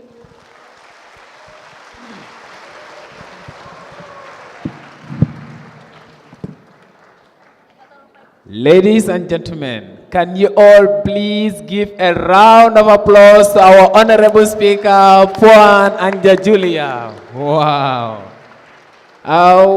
Zalfa, what do you think of this speak? The speech is very awesome and inspiring for us. Like previously, maybe some of us didn't know there are many cases in the period poverty, right? Definitely. Actually, I am really surprised by the statistics that I have, that was shown on the screen, because if you check on, especially the methods on which women from other parts of the world use in order to save themselves in some of these type of occasions. Actually, I can say sometimes it is not comfortable in the first place, and secondly, it can lead to other deadly diseases, who knows? But I believe, alhamdulillah, we are able to have somebody of her kind in our. Can you please give her a round of applause one more time? All right, just to remind you, as we said earlier, Athena has a booth outside. Please, you can go and visualize all these things that she have mentioned, including all these products that she have mentioned. For that being the case, please, after this event, don't forget, you can go. And as I told you earlier, this event this booth specializes in the production and promotion of eco-friendly menstrual products aimed at addressing period poverty. For that being the case, ladies, this is your time. Okay, ladies and gentlemen, we will now open the floor for question and answer. Audience, if you have any question, you may walk to the nearest microphone or raise your hand so we can help you with the mic. I know there are so many doubts and thoughts mumbling around your head, but please, if you have any question, just raise up your hand. Okay, there you go.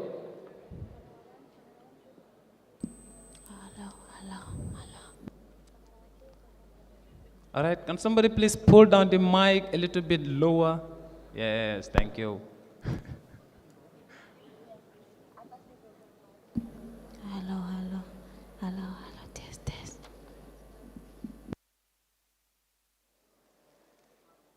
Hello, test.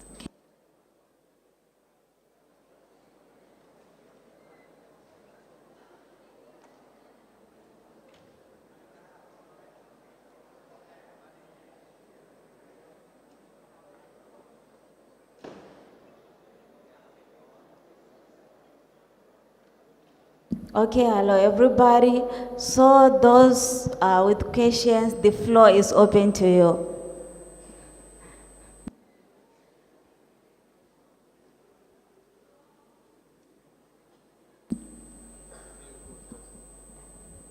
This is very tall, and it's just long. It's shorter than me.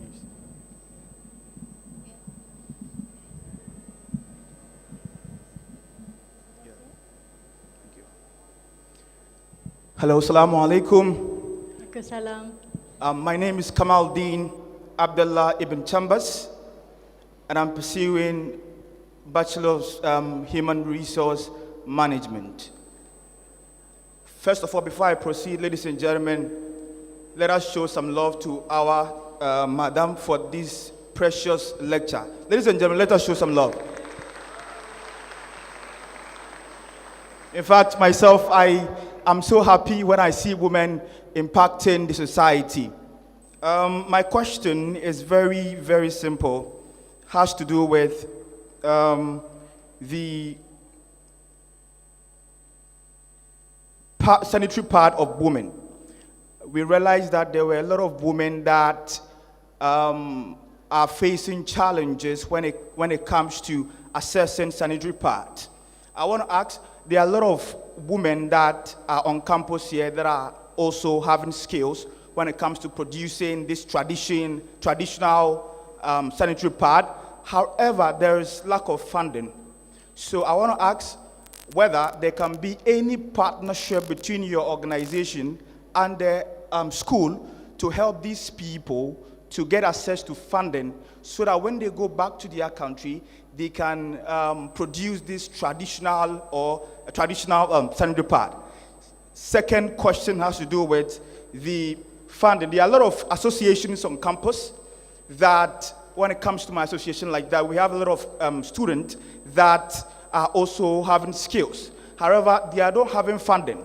So I want to ask whether you can partner with these associations to be able to help these young people to develop their skills. Like I said earlier, my name is Kamaldeen Abdullah Ibn Chambers. Thank you so much for your audience. Can I answer to Mr. Kamal? Okay, on the first questions about getting funding to provide sanitary pads to the villages, and on how to get the funding, right? The question? Okay. First thing first, you need to have the data. Once you have the data, that's the facts. So when you have all the data, make it into a sentence, make it into story, because whatever data that you collected is facts, but stories sell. So you try Google Embrace, Embrace baby warmer. The one that created by student from Stanford University. They create a baby warmer because due to the high death among newborn in India. They just create the prototype, they do the story, before even produce the product or even sell the product, they already get a lot of funding from all over the world. Same applies, you do the prototype first. I don't think you need like more than 1,000 to produce, because first time when I started my business, I only spent 500 ringgit to produce first 37 pieces of my sanitary pads. And that's what I used to do some validation to get traction, that people want my product, that I can pursue with this business. So same thing applies when you want to get funding from corporates. You need to invest to do prototypes, do some storytelling, tell that villages how many girls, how many women, what are their challenges, do in a 1-minute story. Then you see the miracles when you start upload on YouTube, start upload your story. So, but don't do it one time, do many sharing. So somehow you can just start sharing the video. Frankly, this is how we managed to close our deal with Asia Foundation, showing our 2 minutes video, working with the community in Orang Asli, and then suddenly the executive director, sorry Mancing if you listen to this, she said, thank you for sharing the video. So that's how we closed the deal, after we have the facts, the data and storytelling. So second question yes, I have mentored more than 100 social entrepreneurs in Malaysia and outside Malaysia. I myself volunteered a lot with international NGOs in mentoring women change makers. So I guess it won't make a difference to support another 10, 20 or 100 young business, change makers. Do I answer your question? Thank you so much for the beautiful answers.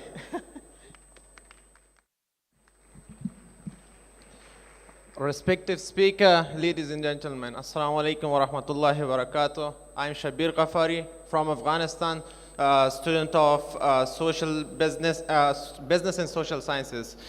Thank you very much for being here. My question is, while making and having the idea of Athena Empower, what were the major issues you faced?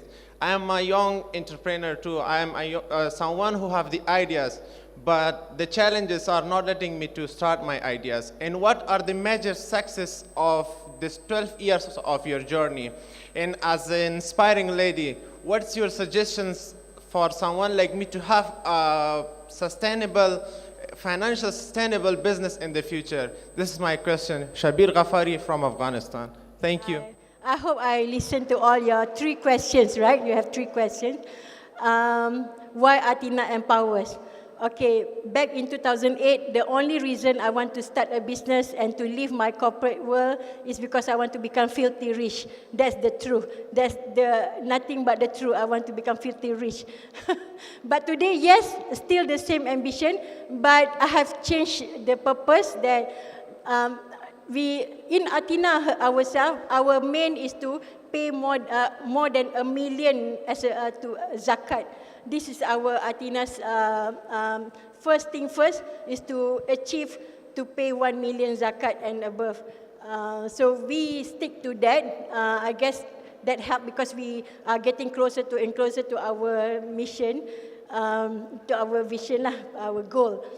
And about having the business, whether you scared you get the ideas stole by someone else, I guess you should allow competition. There'll be a lot of people who maybe even have more money than you and can start the business. But one thing that they don't have is they don't share the same purpose. They don't have your values. They might have different values. They have different gain or goal, but you have your own reason. You have the gist. So don't worry if your idea got stolen, because that people's values, that people's person may different or far different from you. So just proceed, but get mentors. First thing first, get mentors, a subject matter expert who already done that. So if you want to start a cafe business, a cake and coffee business, go search for a mentor who has successfully run more than 10 years of that kind of business. Once you have money, then only you pay a business coach. Someone can maybe for your next level, but don't spend unnecessary to engage a business coach who are not that subject matter expert. Look for mentor. Mentor is subject matter expert. Coach is process expert. That's why they only ask you question, because they want you to come up with the answer, not them. They don't give answer. If a coach give you answer, then they already somehow fail, because they are not supposed to give any answer. They should just dig out the answer from you. So look for mentors. And the challenge, right? The challenge, for me, one simple. If you say no, I go next. So there are 6 billion, 7 billion people. So why bother for one person who say no? You can always say next. So that's all. I hope I answered your question.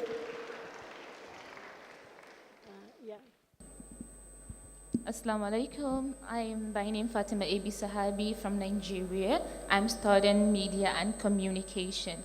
So my question has to do with awareness. We all know that the most important thing in this thing is the hygiene. So do you think in a communities that doesn't have enough help, that doesn't have enough resources to take care of themselves, but they're using, like, for example, rags and other things to take care of themselves, and they have a quite huge number of student dropouts or missing schools. So do you think it's okay to maybe educate them on the hygiene, how they can carry on themselves, and maybe wash the things they're using in a hygienic way, for them to continue going to school rather than to wait for the help or a long process like that? Is it okay to educate them on that way?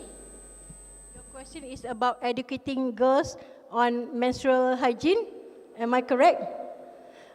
Yes, that's what Athena, what we do. The first half an hour, first 45 minutes, we educate them everything about their body, the challenge, the changes that they're going to experience once they have their puberty, and what expectation, what do they need to know, what to do, the how, everything you teach first 45 to 60 minutes. Then you go on the empowerment part, where they should now acknowledge that they have become a woman, that they are becoming adult, that they're going to go many changes, many challenges, and all they need is to have right education. So don't straight away, educate what they need to know about their body, the changes, then slowly empower them to have ambition, get them to identify what goals, what kind of person that she wants to be.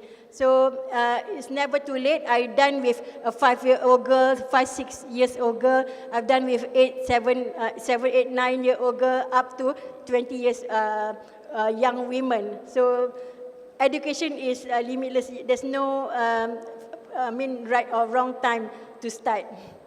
I hope I answer your question. Okay, thank you. Excuse me, hello. Sorry, we have 3 students that wants to ask a question from the first floor. So we may please give them a chance before we get back to you, okay? All right.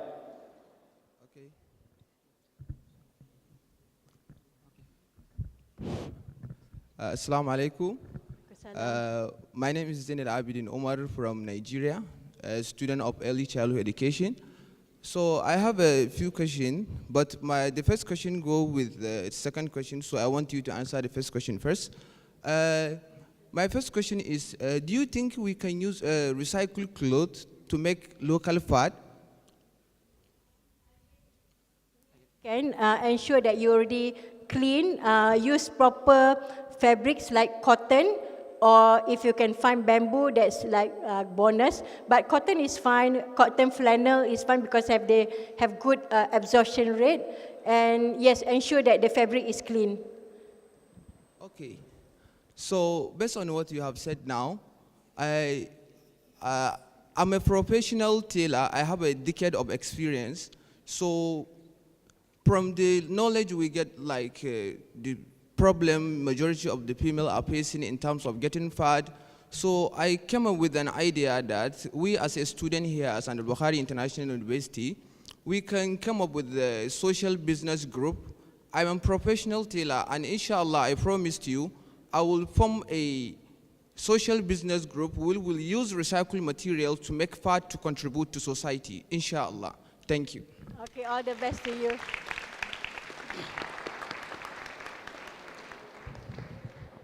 All right, guys, we have 2 more questions to go, okay? Maybe one from the first floor and one from the ground floor, okay? Thank you. Hello, ma'am. My name is Fatou.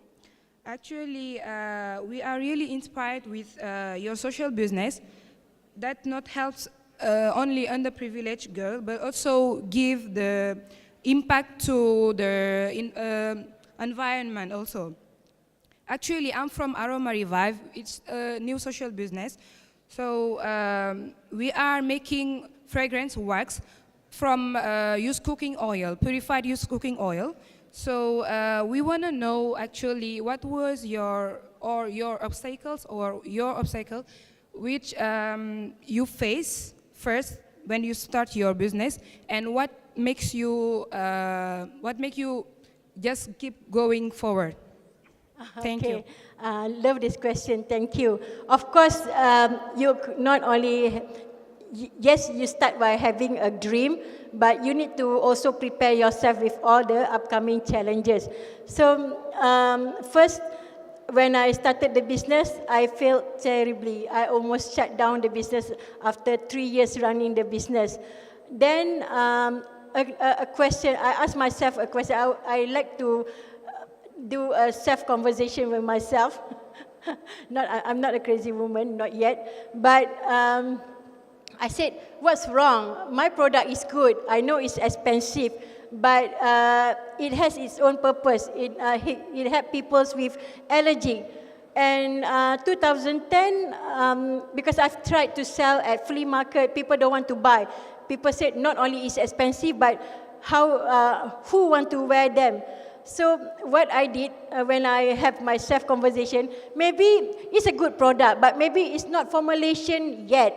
So what I did, I tried to explore other alternatives. That was when I first started selling through eBay, through Alibaba, and I got my first buyer from Australia through eBay, and never that I imagined that I have people from UK through eBay UK to purchase our breast pad. They like our breast pad, and we have so many customers from there. So then I realized, oh, okay, it's true that you need to look, think out of box, think out of Malaysia. Maybe Malaysia is not your right customer segment back then. You should explore what about outside Malaysia. And true enough, that's how we get our buyers through different platforms like eBay and Alibaba. So if you plan to sell in Singapore, maybe in UK, try Amazon UK, try their local channel.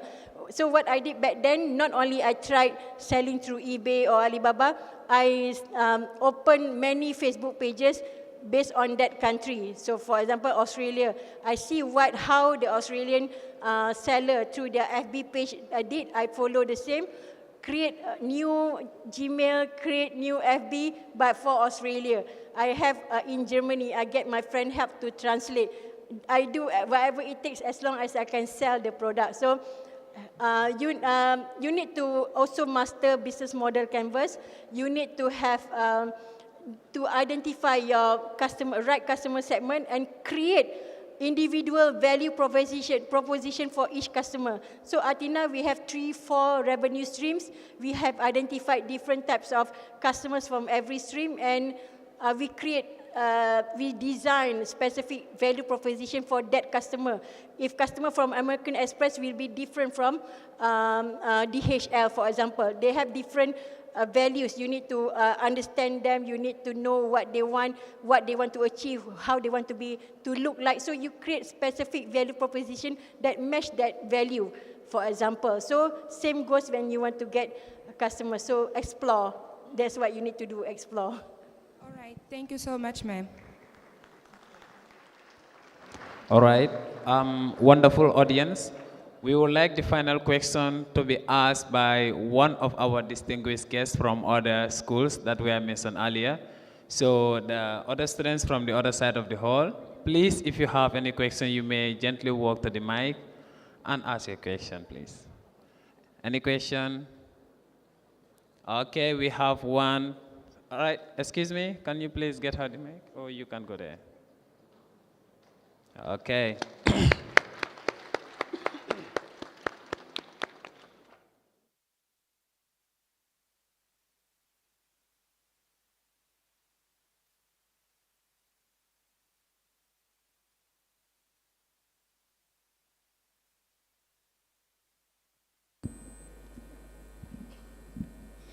Hi, ma'am. My name is Neha.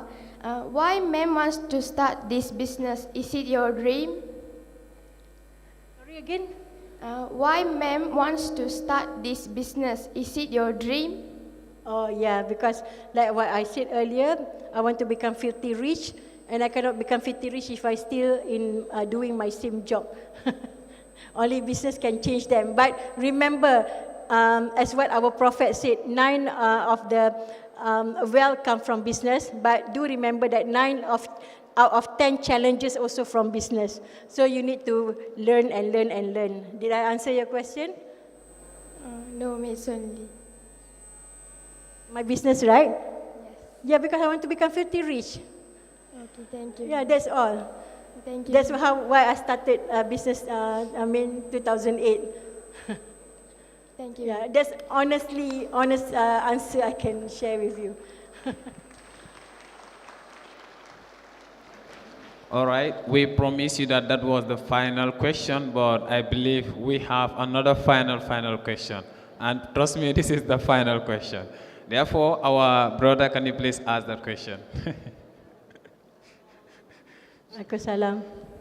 Hello everyone, hope you're fine and doing well. So I'm really happy to be here because it's my 3rd day in AIU. So as a new student from Afghanistan, my name is Mr. Ahmad Argandewal.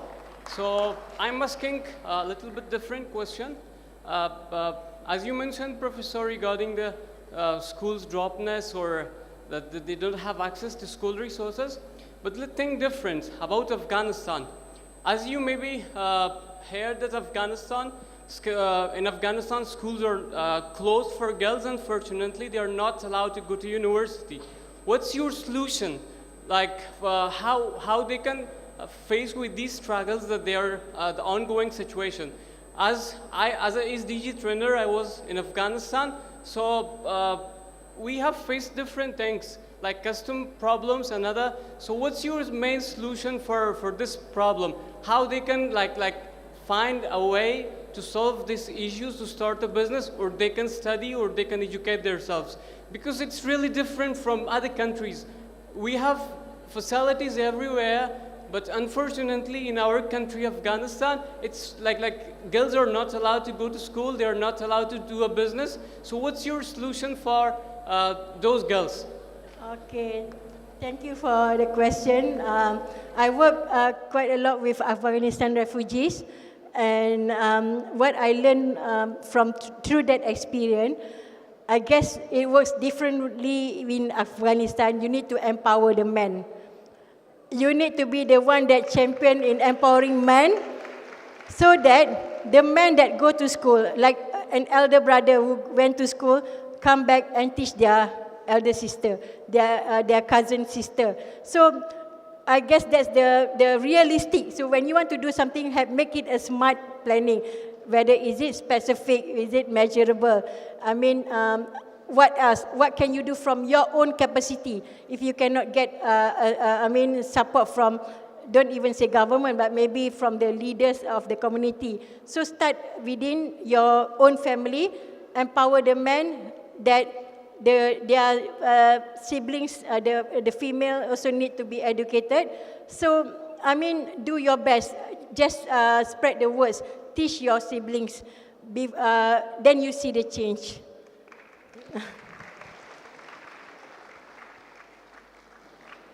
Okay, ladies and gentlemen, I told you that was the final question, and I have already done my part, and I always fulfill my promise. So, Zalfa, can you please tell them that there is a remaining question?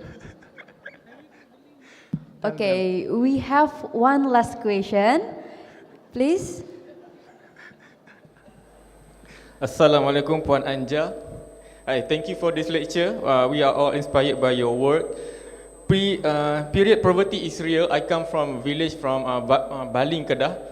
There's a lot of families actually really struggling to make ends meet, let alone buying sanitary pads. My name is Ajmal. Currently, I'm working on an online learning platform, much like Udemy or Skillshare, where tutors can publish their course, and student from any background can enroll their course. So at the moment, we would like to focus on Malay market first, but because majority Malays would like to learn more, but they don't understand English. People can say you can go to YouTube to learn something, but most videos in YouTube in English. So my question is probably quite silly. What is your tips and insight from your 12 years of experience? How to make my platform, mimnun.com.my, a profitable social enterprise? Thank you. So maybe you can apply this first. A term called giver's gain. Like concept of sedekah, you give first, then you will gain later. On education part, you need to do a lot of giving, teach them, and as what I suggest earlier, do journaling. Who are that you are reaching out? Is it a group of children aged from maybe 7 to 12, or maybe 13 to 17, or maybe youth 18 to 25, for example? So you need to have a track record. As I said, first you need to be visible. You need to be seen that you really into this work, be the subject matter expert. Then people need to see you as a credible in a person, credible in terms of your platform. Then that's why you will start to gain trust, and then you will get the profitable and sustain that. Become a sustainable business. So do what it takes to make yourself visible, to be seen. Educate anyone to test your platform, to have their response, the feedback, because customers' feedback is very important. So from there, you know how to tackle which part that people don't understand, whether is it easy enough to learn. Don't talk about languages, because we have colleagues in Sabah who have participants who have no idea about Google, not even can speak any English, but after they learn the beauty of Google, that they can translate anything from Dusun to Bahasa Melayu, from Bahasa Melayu to Bahasa Inggeris to Dusun, and they prove that it can be done. So I have so many social entrepreneurs in Sabah that work tirelessly with community in rural Sabah, and English is no longer an issue once you know how to use it correctly through Google, or even better if you can teach them ChatGPT. But back, be reminded about this VCP being visible, so that you be seen as credible, then you get the trust, and that's where you make money. Thank you. All right, thank you so much. And that marks the final question. And AIU students, please, if you have any extra question, you may refer it to Prof. Suraya or Dr. T or DVCA or Prof. Azila, okay? But for now, we are running out of time. Yes. So from there, we would like to proceed to the next part. And just to remind you, the speaker has spoken, listeners have listened, questions were asked, and everything was answered, right?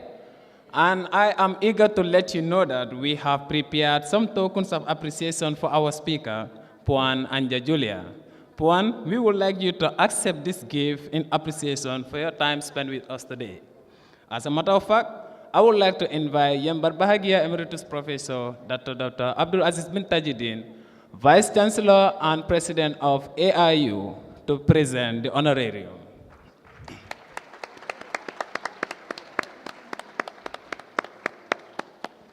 Okay.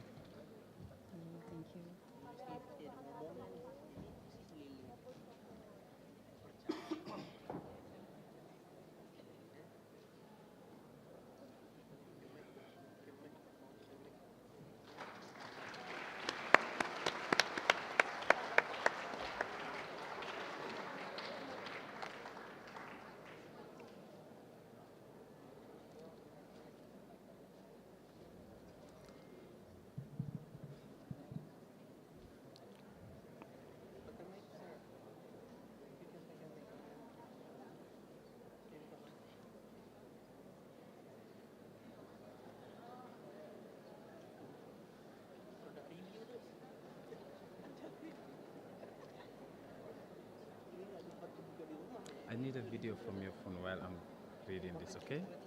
Like, oh, I'm very tall, Habibi. Okay, good. Just enjoy this. Can't believe I'm doing this.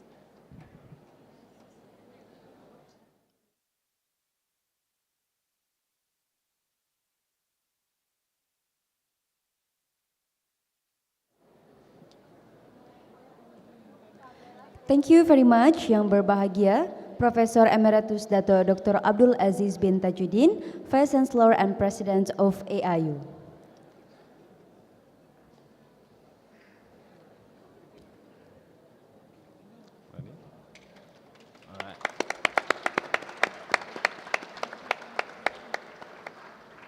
Hadirin sekalian, sebelum pulang, jangan lupa untuk melawat ruang pemeran di sebelah kanan Dewan, yaitu pemeran 30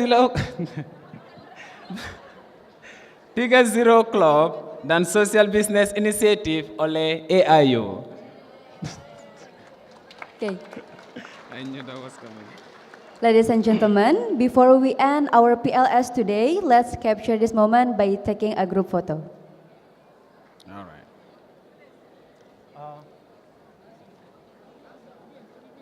Okay, for the audience, students of AIU, please remain seated as we will take a group photo first. Audience, please remain seated. We have a photo session. Please, you might just gather yourself in the front. Okay, go ahead. Okay, students, please fill up to the center first. I knew that was coming.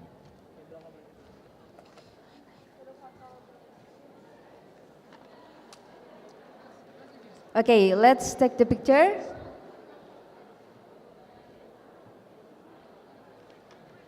One, two, three, cheese. Up. Okay. Once more. Let's go.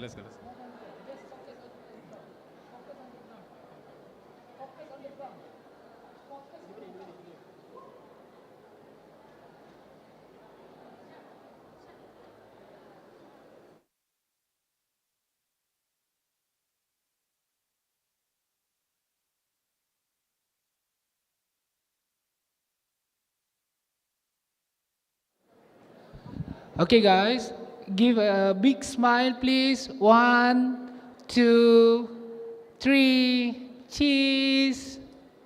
Okay, the next one, I would like to ask you guys, showing this, 3. That means that 30. Our tagline for this LIU Albukhary International University is 30. Okay, ready guys? 1, 2, 3. One more in the candid position, but then remain seated. 1, 2, 3. Anga, is it center? How about the other side? Pity that kids. How about the other side? Cover on the other side as well. Okay? We are covering on the other side. Okay? Ready, cameraman? 1, 2, 3. Give it cheese. Okay, one more. Candid, please. 1, 2, and 3. Okay, next, the last one for my videographer. Please wave it on the videographer. Okay, in counting from 3, 2, 1. Wave it. Bye. Thank you, PLS 04. Thank you, guys.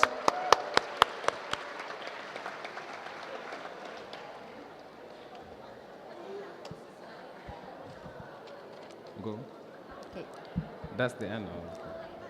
So that's the end of our PLS today, and on behalf of the organizing committee, I would like to thank everybody who attend this talk. Keep in touch for the next PLS. Berakhir sudah majelis kita, moga bersua di PLS hadapan. Andai ada tersalah kata, salah siap mohon dimaafkan. Goodbye and have a nice day. Wassalamualaikum warahmatullahi wabarakatuh.